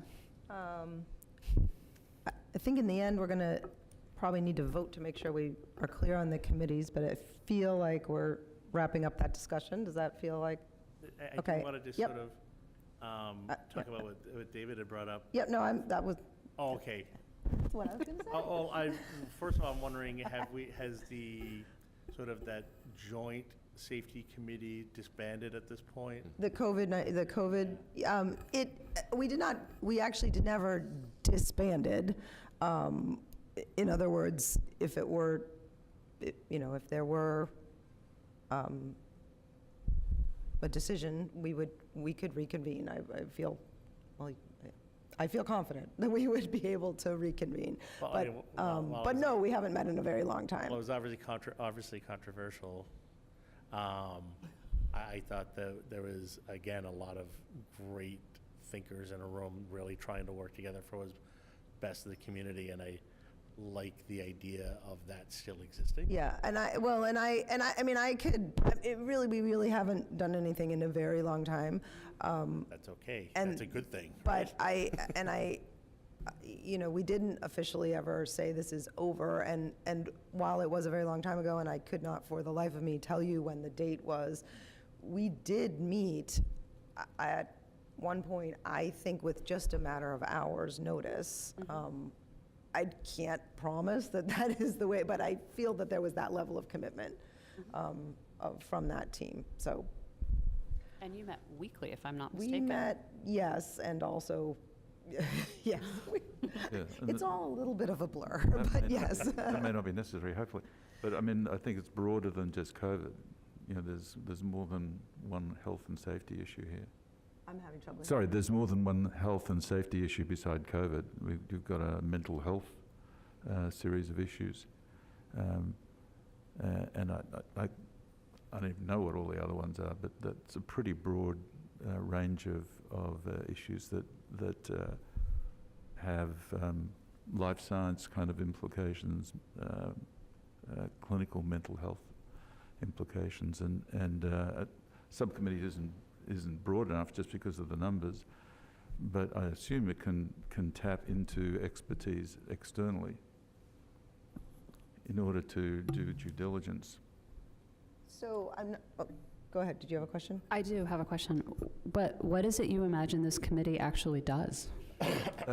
First of all, focuses on whatever metrics are available and interprets them, and if there's policies that should arise as a result of those, or if they see best practice gaps, to raise them, and potentially make recommendations of one kind or another, as I've been doing this last couple of weeks on my own. On anything to do with sort of health and safety? Yes. So, Which could be, you know, as I've had some discussions with Eric about classroom air quality monitoring, risk mitigation strategies such as in-classroom filtration, sewage, wastewater measurement, because we're blindsided as to what's going on in the high school. There's a bunch of things. That doesn't mean that we do them, but that we observe what other best practices are and the rationale, see, does that apply to us? And if so, have some discussion internally. I'm Decide wondering if whether that's that something we wanna falls do. out of our scope. Yeah, that's what I was just going to say. so, yeah, I guarantee you that it's me, Bill, and not, but I'm actually, for whatever reason, this side, maybe it's this year, I don't know, I'm having trouble with that Oh, side sorry. of the room. Well, you know, is it outside the This scope? side, I'm doing great. I would challenge that it's outside scope because you made the decision to remove masking.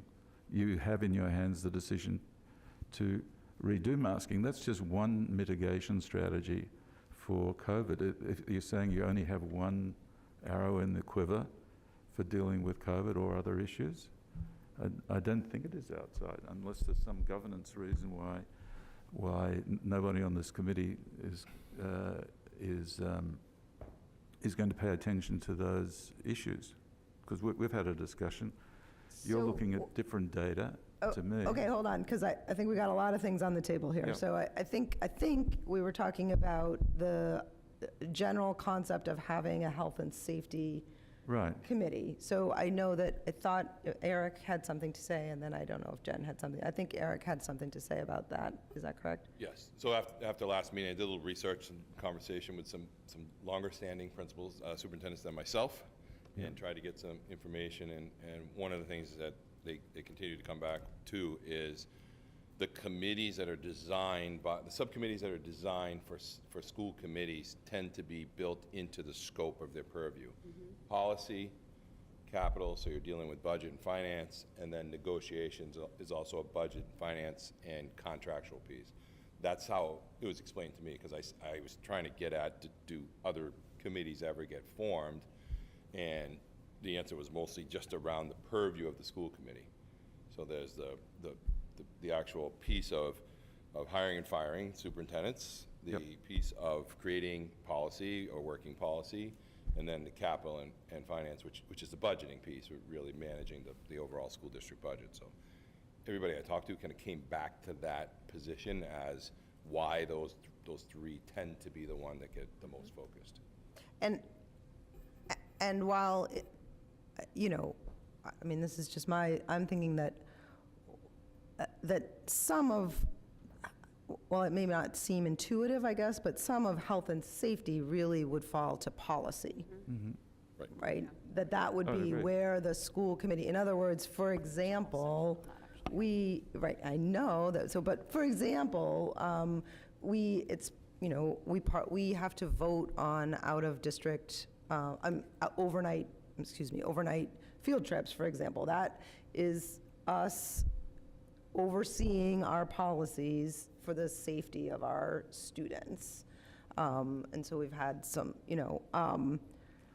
and so, well, I'm just sort of thinking. Well, I just wanted to affirm what you're saying. There's a whole section, the E section, which I believe we've actually already gone through. It was part of the batch that we approved last year, but just to give you an example, the E section includes riveting topics like safety program, pest management, first aid, emergency plans, emergency closings, face coverings, building and grounds management, ground security, vandalism, cameras, energy conservation, We're only halfway through, just so people Okay, know. that's- So you get the might not point. even have to read them. Stop me if you've heard this. Right, so I guess that was sort of my question too, and why I asked you, David, is that one of my understandings of all the subcommittees is you also have to be very clear about what the charge is. I remember distinctly, Stacey Metternich is going to be so proud of me when I say this, you have to clarify what the charge is. And I'm not sure that I'm hearing that as a delineated piece separate from some of the stuff that happens in policy or in capital.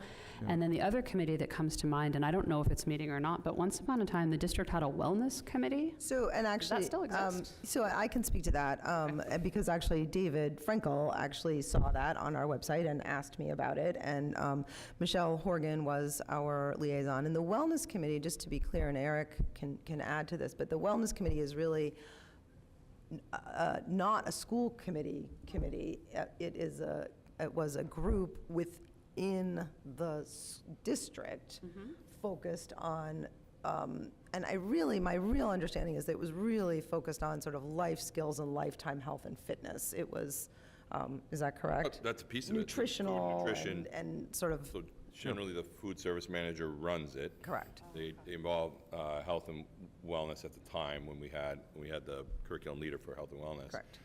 Students and parents. So it's a required committee that Yes. has kind of gone by the wayside through COVID. And in fact, I just met with Wendy Ing to talk about reinstating that committee because there are some things we'll need to do for our food services and nutritional pieces. And I'm actually glad that both David and Anna mentioned that, because when we do talk about liaisons, if it might be that as things normalize, maybe we do have a liaison from the school committee to that. I know that at one point, pre-COVID, it was I know that Michelle Horgan really enjoyed and Oh, yeah. found it to be a really thriving and important, so I know that's not the same thing as what you're No. discussing, Well, but I do think it's the- important. The problem with burying it inside policy is exactly what Anna described. You're going through the entire alphabet, and you can't possibly give it enough focus. And if it has urgency and importance, then I don't think you get the ongoing. You don't have the bandwidth to do the ongoing oversight that I think this deserves and needs. So, We don't perceive oh, the same level thank you, of David. urgency, so that's where I think we differ. yeah. Jen? So I understand where David's coming from. The new COVID numbers going up are concerning. But when I think of health and safety, at least at my level, that means you have like a health and safety officer. And their job is to regulate things like chemicals and PPE and equipment safety. And none of us have that expertise. And that's a description of an operational. Tom Gillies' And, role. that's Tom and Garrett. agree, I think it's. Yeah, I'm it all is a for all description for you of an hiring someone that operational does that if you've got the budget and the will to do it. Yeah, great. Pardon me? I said I'm all for hiring someone to do that. Somebody needs to Well, I do think it. that's Tom Geary is in charge of those sorts of things operationally. So, and it is, I will say, sorry, I've got a bug situation. So, many of, and this is, I can't remember who sort of, what's in the purview of the school committee and what's operational is something that I will just say, I personally, people on the committee can attest to. I personally have struggled with that. I think there are other members that know how difficult it has been as a new learning member to sort of not just understand, but sort of really internalize that's an operational issue versus, and that those can be really difficult. We have struggled with a lot of those. So I think it's important to have these conversations and just to hear people's takes. So, Can I do Jen. think a committee like this is a good idea, but not at the school committee level. And I hesitate to suggest it at the school committee level because I don't think we have the operational knowledge to make effective decisions at that level. So, I mean, if we had something like that at the operational level and we had a school committee liaison, I think that's more of our role. But like, thinking about COVID at any of the schools, I would have 20 questions that I would have to go and ask somebody at the school, and then I'm adding on to whoever those peoples are. And, and Burdens. I mean, I can ask Eric, but I mean, operationally, we do have people that are in charge of COVID numbers in the schools and COVID mitigation strategies and who's wearing their masks at day 6 through 10. And like, we have, it doesn't sound like it's the committee that you're talking about, but we do have operationally people that are designated as those people. I guess I feel like now that the mask's off, people are paying less attention to the problem, and based on the numbers, the problem isn't going away. No, it's going through the roof. So- That's where the numbers are now. That's where you were at March 3, which is almost 0, and since then, this is now. Yeah. And So- that's like a massive increase, and it's Okay, heading north. and I do want to, structure our conversation, because right now, the topic that we're under are committees. Yep. So, what was that, Jen? Oh, talking to myself. Okay. I'm going to ask the committee whether we feel like we're ready to, and we can vote on what we want to have for, what committees we want to create, because then I do want to create them, and then I want to fill them. Are we ready to vote, or is there further discussion? Okay. Vice Chair, do you think we need to vote on these committees separately, or do you want, or shall I don't want to throw Amy under, make her Well, make a what motion. I would say is I don't hear any, if we treat it sort of like a quasi-consent agenda, I don't hear anybody saying we don't need policy, we don't need negotiations, or we don't need capital finance in its current form, with the idea, we might come back to David's idea Yeah, later. so maybe So let's. I don't see any disagreement. I'm not hearing anybody disagreeing about the 3 main committees, so I would say maybe let's vote on those first. And then if we want to have a separate motion on whether or not we create the committee that Mr. Frankel is talking about, I think that should be separate from Okay. the batch. That would All be right, my recommendation. All right, I think I'm going to take part of that and just say, maybe let's just start with policy and negotiations, and then we'll. Okay. Go ahead, Amy. So do, okay. I move that the Hamilton Wenham Regional School, School Committee votes to create a policy committee and a negotiation subcommittee and a negotiation subcommittee. Second. Ooh, second by Jen Carr. Let's say, Is there further discussion? All right, all those in favor? All right, and that is unanimous of the 6 members who are present. David, I was going to say, do you want to make a motion on, do you want to make a motion for 2 separate? I thought we just had a great discussion. I just wanted to I am clarify. perfectly happy with that. Okay, all right, I think we have a lot to think about, and okay. Amy, go for it. Okay, which one are we talking about? I think we'll call it capital finance. I move that the Hamilton Wenham Regional School Committee creates a capital finance subcommittee. Second. Second by Anna Seizik. We could Is there take further turns. discussion? All right, all those in favor? And that is unanimous of the 6 members who are present. All right, health and safety? I move that the Hamilton Wenham Regional School Committee create a health and safety subcommittee. Do we have a second? I'll second that. Second by David Frankel. Is there further discussion? Okay, all those in favor? All those opposed? Okay. All right, and it is 1 in favor and 5 opposed, and the motion fails. Okay, so we have 3 subcommittees, the existing subcommittees. The only person I have penciled in is Julia, because she told me she was interested. It doesn't mean that we have to put her there, but she is currently on the capital finance and expressed a desire to continue. If everybody's comfortable, I might just go around the room and we can sort of throw it out there, what you're interested in, and see how it goes. Jen? Finance, please. Okay. All right, do you have any other, because some people are going to have to do 2, so be thinking about whether you want to go around again. Can I sign up for the one with the school that's not an official committee yet? No, the building committee, we're going to do it we're going to do it next time.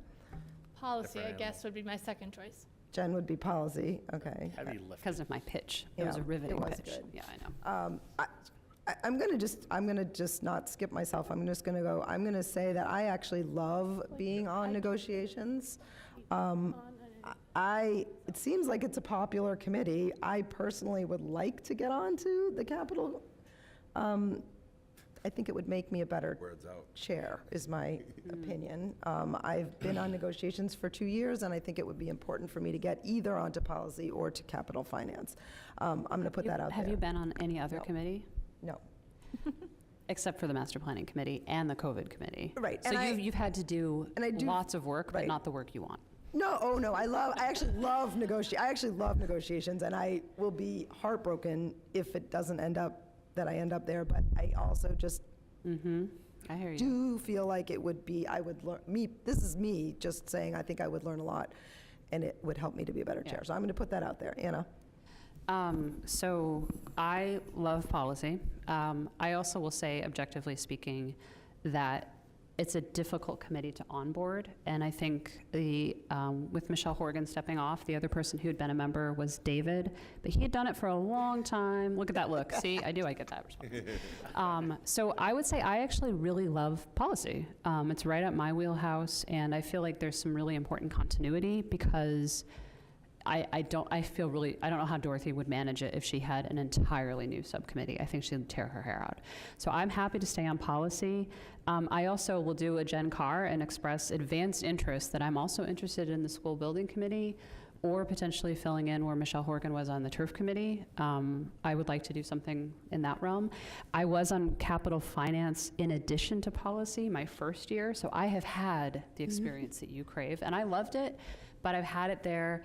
So I would say I'd like to stick with policy and kind of throw my hat in for one of the other ancillary capital-ish committees when they happen, if that makes sense. All right, yep. All right. Are you ready, Amy? Yes. Okay. I'm very interested in policy. I feel like I'm a really good proofreader and researcher. And I guess my second choice would be negotiations. Okay. And I'm also interested in the new building committee, if we're talking about that. It's a popular one. I love that Jen broke the seal on that, because now we can all be like, I want to be on I'll that say too. it. David? Policy. Policy, you're interested in policy, okay. All right, David Polito. Negotiations. All right. We got to finish. Well, what was that? We have to finish. Wait, I know. Well, so, so here's the thing, right? A couple people have to be on two, So, right? so what do our numbers So- look like? So right now, we've got people policy, we've got Amy, Anna, and David Frankel. And Jen was willing, but that wasn't her top choice. Move me over to negotiations. That's where we need people. All right, well, I'm not anywhere yet. I haven't put myself anywhere. So, You wanted to be capital. so I would put me onto capital. You need to be on negotiations. What? The chair. You need to be on negotiations. This is what happened to me last time, you know. This is how we trapped you in. As a chair, if it's not required, it damn should be. So, So are you being serious that you feel I like you am. want me on negotiations? Well, do you, So let me ask you a serious question, Yeah. right? So do you feel like I need to be on negotiations for the year or until we complete our current? honestly, I'm hoping within the next month or two, there's not going to be much to do. That's for my the rest of point. the year. And then I'm putting the cart before the horse a little bit. I'm happy to chair the subcommittee. For those of you playing at home, these words were said to me I was just going to say, before. Michaela, note the minutes of what just happened. Right, you're still the chair. But But to it- like take that burden off of you if that's something that you're worried about. No, yeah. All right, so if we did, okay, This is what I come up with. And then, so in this, if I wrote it down correctly, Dana is on 2, but only really like 1 1/4. But you're the chair. And then I've got Amy on 2, because again, somebody has to be on 2. I think my first year, I was Yeah. on 2, and I think maybe Michelle Horgan was on 2. Like, people, we moved the 2 around, so if we did that, if that was, so policy would be myself, Amy, and David Frankel. Capital would be Dana, Julia, and Jen, and negotiations would be Dana, David Polito, and Amy, with the idea that Dana would get a little bit of a lighter lift at some point. And we apparently all want to be on the building committee, so have fun with that, Eric. Got it. All right. Do we have any thoughts on that? I say don't mess with it. It Yeah, I came think it's together good. pretty easy. All right. Yeah, I think you're good, yeah, it works. Okay, well, yeah, except I did end up on 2. It's fine, it's fine. Okay, These are the two you wanted, all right, Al. it's true. Okay, so I'm going to read it one more time, and then we can vote, okay? Make sure that I'm reading it correctly so that we get it right. Policy, Amy, Anna, and David Frankel. I have the wrong David written there. Negotiations, David Polito, Dana, and Amy. Capital Finance, Julia, Jen, and Dana. All right, and that means that Amy and I are doing the 2. We win. We win, exactly. And I'm doing all 3. And, yeah, and Eric gets to come to all of them. All right, is there further discussion? Are we ready to vote? No discussion. All right, all those in favor of the You committee? need a motion. Oh, yeah. I so moved in the description of policy committees as read by the chair. Do I have a second? Second. Oh, second by David Polito. All right, all those in favor? All right, and that is unanimous of the 6 members present. And Amy, can I just ask you to just make sure that, would you mind like typing that up and sending it to me and to Janelle so that we are clear? Thank you. Did you also want to do the liaisons to like the Friends and all that stuff I think we're going to tonight? do that. It's next. We're going to do it. Yeah, but yes. Yeah, we do need to do liaisons, but I'm actually not sure when I have that on, but we do need to do that, but possibly not more at the beginning. One thing, we have a meeting scheduled, right? What? With a negotiations meeting. Yes. We do, Yep. yes. Oh, yes, we do. That is an excellent point. I Okay. figured Amy might want to. Thank you. I believe it is on the 16th, I think. All right. Let's just make sure. You are correct. We have a negotiations meeting on May 16th at 4 PM. Okay. Yeah, so Amy, we can talk about that. Okay. Okay.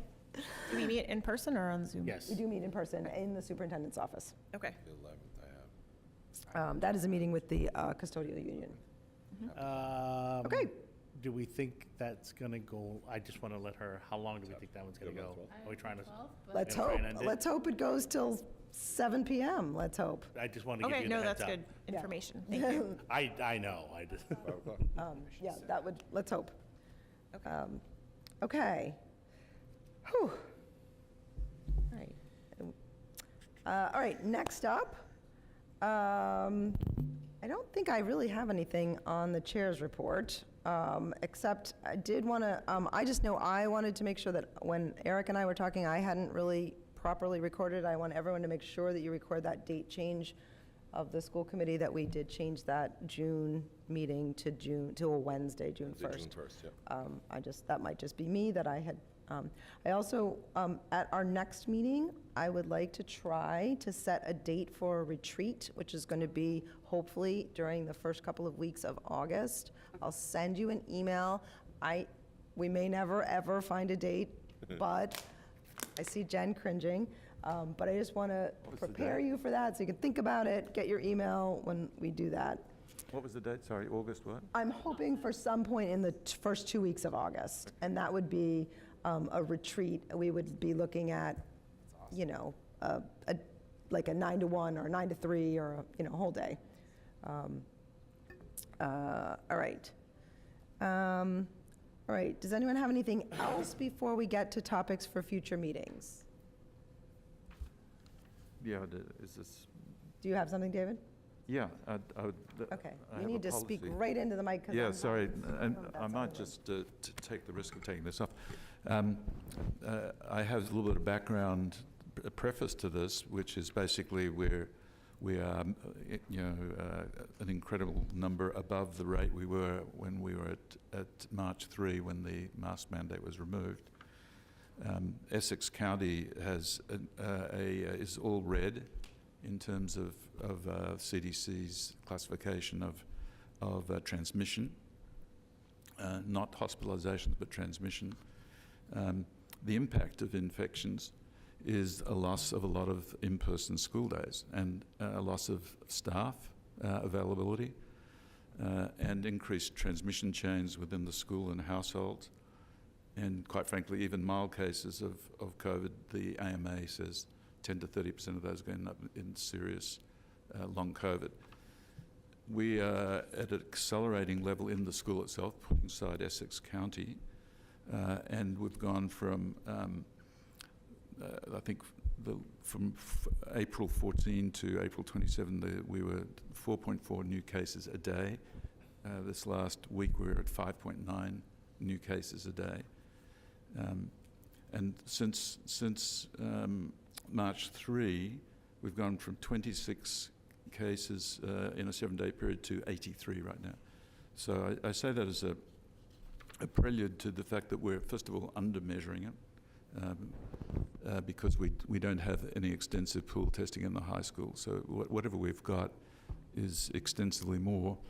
And probably a question even before proposing a motion is, what are we doing to mitigate transmission in the schools?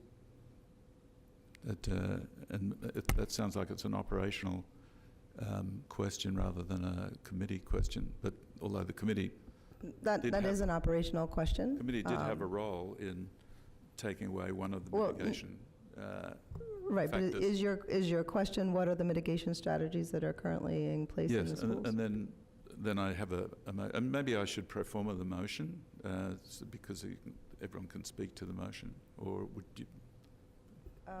it be better to hear from Eric first? David Polito? This would have to be put on a future agenda because we actually couldn't vote on a motion that isn't on the agenda. We have to give the public the notice to, Really, even though, we have to give the public notice to actually what appear. about a privileged motion, which is urgent or important matter unrelated to pending business? Because I do think this is urgent. You're going to go another 2 weeks. Where do you think these numbers are going to be in 2 weeks? And I'm not calling for a reinstatement of the mask mandate, just to be clear. But I do have a I guess proposal. I heard a member saying that they wanted to make a motion, and I heard another member saying that there was a concern that the topic, we haven't heard the motion yet, but but it sounds like a concern that the topic is not on our agenda so that the public and the committee, but the public wouldn't have anticipated a vote on a motion that, I mean, we haven't heard the motion, but I think that that's what David is speaking to, that like. I mean, I think there's a legitimate point of order just in terms of that, but what I could say is the motion could be made, the committee could decide on the motion, and that would either carry on or end it, so. But I just want to say, I think David is right. I think in general, best practice is not to have, and again, I realize the irony of me saying this, it's best practice not to have rogue motions, especially if it's not even clear what the underlying topic is. I have made rogue motions in the past, but it's usually related to something we're talking about for the most part. So I don't like this as a practice, but I also feel like we can clear the table or we can set it forward onto a future date, or I'm not sure. But I honestly don't even know what we're going to be talking about. So I'm feeling also a little blindsided by that. Well, there is a privileged motion type of motion for just this circumstance, but I defer to the committee. Just so you know what the purpose of the motion is the language we are using in communication throughout the school is that masking is optional. Correct. And I believe this is a mischaracterization of what the CDC is in fact saying on their website. Can I interrupt for 1 second? The wording of mask optional is not a reflection of the CDC. It's actually a reflection of, on March 3rd, when this committee took a vote, we voted on a memo which was written by the superintendent, and the memo was, a memo addressing repealing the policy that we had in place, which was a mask required policy, and that's where that language came from, which this committee voted on, Right. and it said optional. So it wasn't that, and other members of the committee, please, if you see it differently, please let me know, but that memo is the current speech that the committee voted on. It does not indicate that we are reflecting the CDC. It says that masks are optional. I guess what I'd like to propose is that we switch that up to reflect what the CDC is recommending, which basically reads, if you go to their key takeaways for schools, that CDC recommends universal indoor masking by all students ages 2 and older, staff, I got it. teachers, and visitors to K-12 schools, regardless of vaccination status. There's a point of order here. We haven't had a motion or discussion. Right, so I think it's good if, at this point, I think if we're going to enter into discussion, I think that you need to actually make the motion. Yeah, sure. Okay, that the policy of the Hamilton-Wenham district schools is for staff and teachers to communicate at all times that the CDC and therefore the school district recommends universal indoor masking by all students ages 2 years and older, staff, teachers, and visitors to K-12 schools, regardless of vaccination status.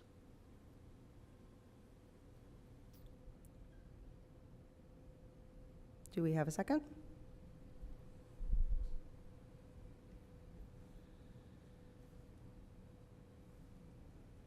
I don't Okay. think we can second this without, that motion touches on too many individuals to not get their input. Right, so the motion hasn't been seconded, so we can't have a discussion about the motion.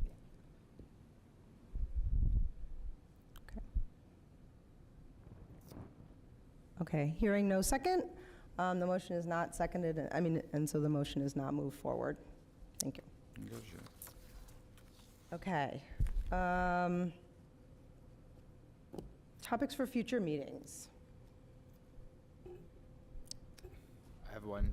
Vinny, Transportation bid came in today, so it needs approval okay, next meeting. all right, thank you. Vinny never That has is- topics. I I love know, it. you never have a topic for future I meetings. know. 5 minutes. That has been a hot topic on the MASC listserv, so, whew. All right. Other topics for future meetings? I have a couple of you I've hopefully addressed that you do have topics that are coming up. Anybody else? I have not heard anything. No, because I went over your head. Okay. Sorry. Ooh, Nahala, note the minutes on that too. Wow. Said it out loud. Let the record show David Polito went over her head. And I had him send it to Eric. Sorry. So that's on the next. Oh, yeah. Oh, good. I did Oh. receive something from Mr. Fazio Just finally. happened to bump into Eric. Yeah, So I was like, that's oh, just have him fine. send it to me. Yeah. The most veteran member admits in open meeting to totally violating It's policy. like I just love tossing it. the ball around. It went really quickly around and finally ended up back at me. So that request is on the next agenda. Excellent, all right, good to know, I good to actually know. thought I CC'd you on it too. I'm sorry. Let's assume I missed it. I'm sure I missed it. So let me ask, is it appropriate to put that motion, since the objection was that it hadn't been pre-noticed, on the next agenda? So this is a great question, and I don't know exactly how to do it, but I would just, if you want to say that would like to have that motion on the next agenda, because I am the chair, I'm not really sure that I know whether the committee wants to have that on the agenda. I could ask the committee right now, and we could decide. And if before we do that, I will trust the committee to tell me whether you feel like that's the right way to handle that. Because The right way typically, I'll to give handle it, I really believe, is if someone wants to put something on an agenda, you put it on the agenda. Yeah. Doesn't matter what we want. Instead of specifically talking about returning to masking, Hey, whoa, whoa, whoa, whoa, That's that's a a- mischaracterization of what the Right. motion was. But I think that's the conversation. Right, Yeah. that's, would it be more productive if we went into so I'm looking at that memo from so, the So 3rd. Jen, I think this might be an offline yeah, conversation. I for you. don't want to have, and I appreciate what you're trying to do, but I don't want to have us go down a deliberation road right now. Right. No, I know, but I just want to be clear on what I heard is David Frankel saying, I would like to have this motion on a future agenda. Is that correct? And I would say, having gone to the wall and back on this last year, that in accordance with our bylaws, it does say, any committee member may place an item on the agenda by notifying the superintendent or chair in advance of its being assembled. So I think that Mr. Frankel has given notice. I think one of the worst parts of the committee over the last couple of years was us fighting over our agenda. So I do agree with David that Mr. Frankel has asked. It's in accordance with our bylaws. You have notice. I think it should go on an agenda, but just as we did here, and I guess I offer this to David Frankel as a piece of advice, that you get your moment to talk about it, but if the committee doesn't want to move forward, the committee doesn't want to move forward. And I think that the vote we just took is indicative of the committee's feeling on this topic.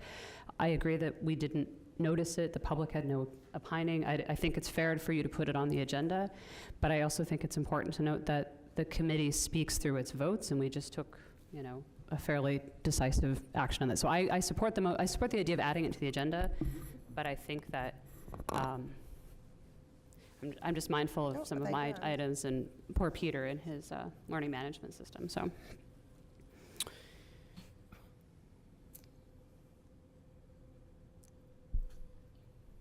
Okay.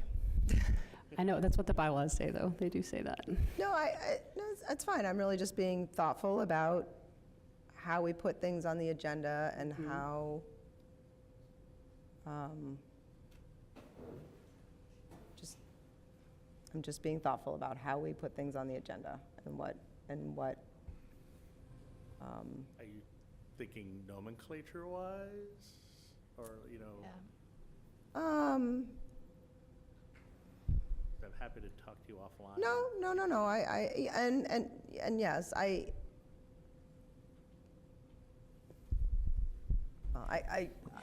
myself don't want to go down the road that I just told Jen about not being able to go down the road of deliberation, and I respect that Jen respected that, and so I'll also just bring up one more last point that I think I've said to you last year, and perhaps Michelle before you.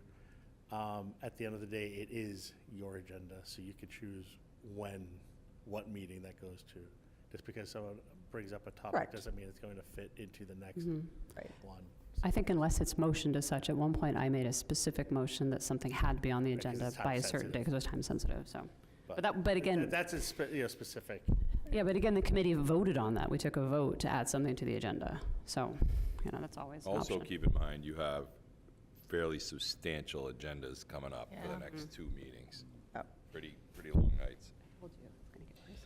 And you're not going to be here the 19th, right? So maybe. I wasn't going to be here the 19th, but now I have to be here the 19th. My follow-up question, Dana, is to Eric, if he could outline, just summarize what he's doing to mitigate this accelerating infection rate that's going on in the school. Yep, sure. We have pool testing. We just learned from meeting with the state today that they're going to commit to pool testing through the end of the school year, which is nice to know because we weren't aware of what was going on. So they were also still giving out at-home tests which we're getting from CIC, our vendor, so we're using those 2 tools. We have 3 options of masks available for people who would like to wear them, ranging from a regular medical mask to a KN95 to an N95, or the other way around. Still doing sanitizing, still doing sanitizer in all the elementary transitions, and also sanitizing wipes within our classrooms. That's what's in place right now, along with I think you went with Tom yesterday on a tour, all of our air systems have been dampered open, and MERV 13 filters put in. Every single one have been changed out every 6 months through this entire process. So that's, we're running really at a higher quantity of air exchange than we ever have since I've been here, since before my time probably. So those are the pieces that are in place right now. And David and I have talked a lot about different things like air filtration, different opportunities for that, and also, he had mentioned surge testing, which we're just not sure how we would actually go about that in our elementary schools. A little bit easier because we have a septic system at the high school, middle school complex, but Tom Geary's just investigating those other options as Dave brought them up, so we're kind of digging at those right now. Okay. So, David, you and I can talk offline just about make sure that I'm clear on when I put it on the agenda, that it looks, that I'm getting you correct about what it is. And just to know that is something like, for example, Anna had requested the progress flag, which is going to be on a future agenda, and I did call her to clarify exactly what it was, so that I make sure that that was okay. And then Jen and I had in the meeting conversation just about communications. We're going to make sure we discuss that. So I'll just make sure that that it sounds like the right thing to have on the agenda. Yeah. Okay. Good. Okay. And Anybody thank have you, anything Eric, else? for that summary. I just thought everybody should know all of the activities that you are undertaking. Yeah. Okay. I think we're ready. I just wanted to bring up, we did not discuss 5B donations, the Oh my Ball mini grant, gosh. and It was part of the consent agenda. No. That's on the no, consent. it's separate.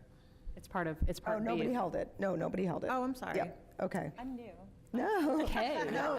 I just was excited because I looked up Any what that mistakes was. I haven't made yet, Amy.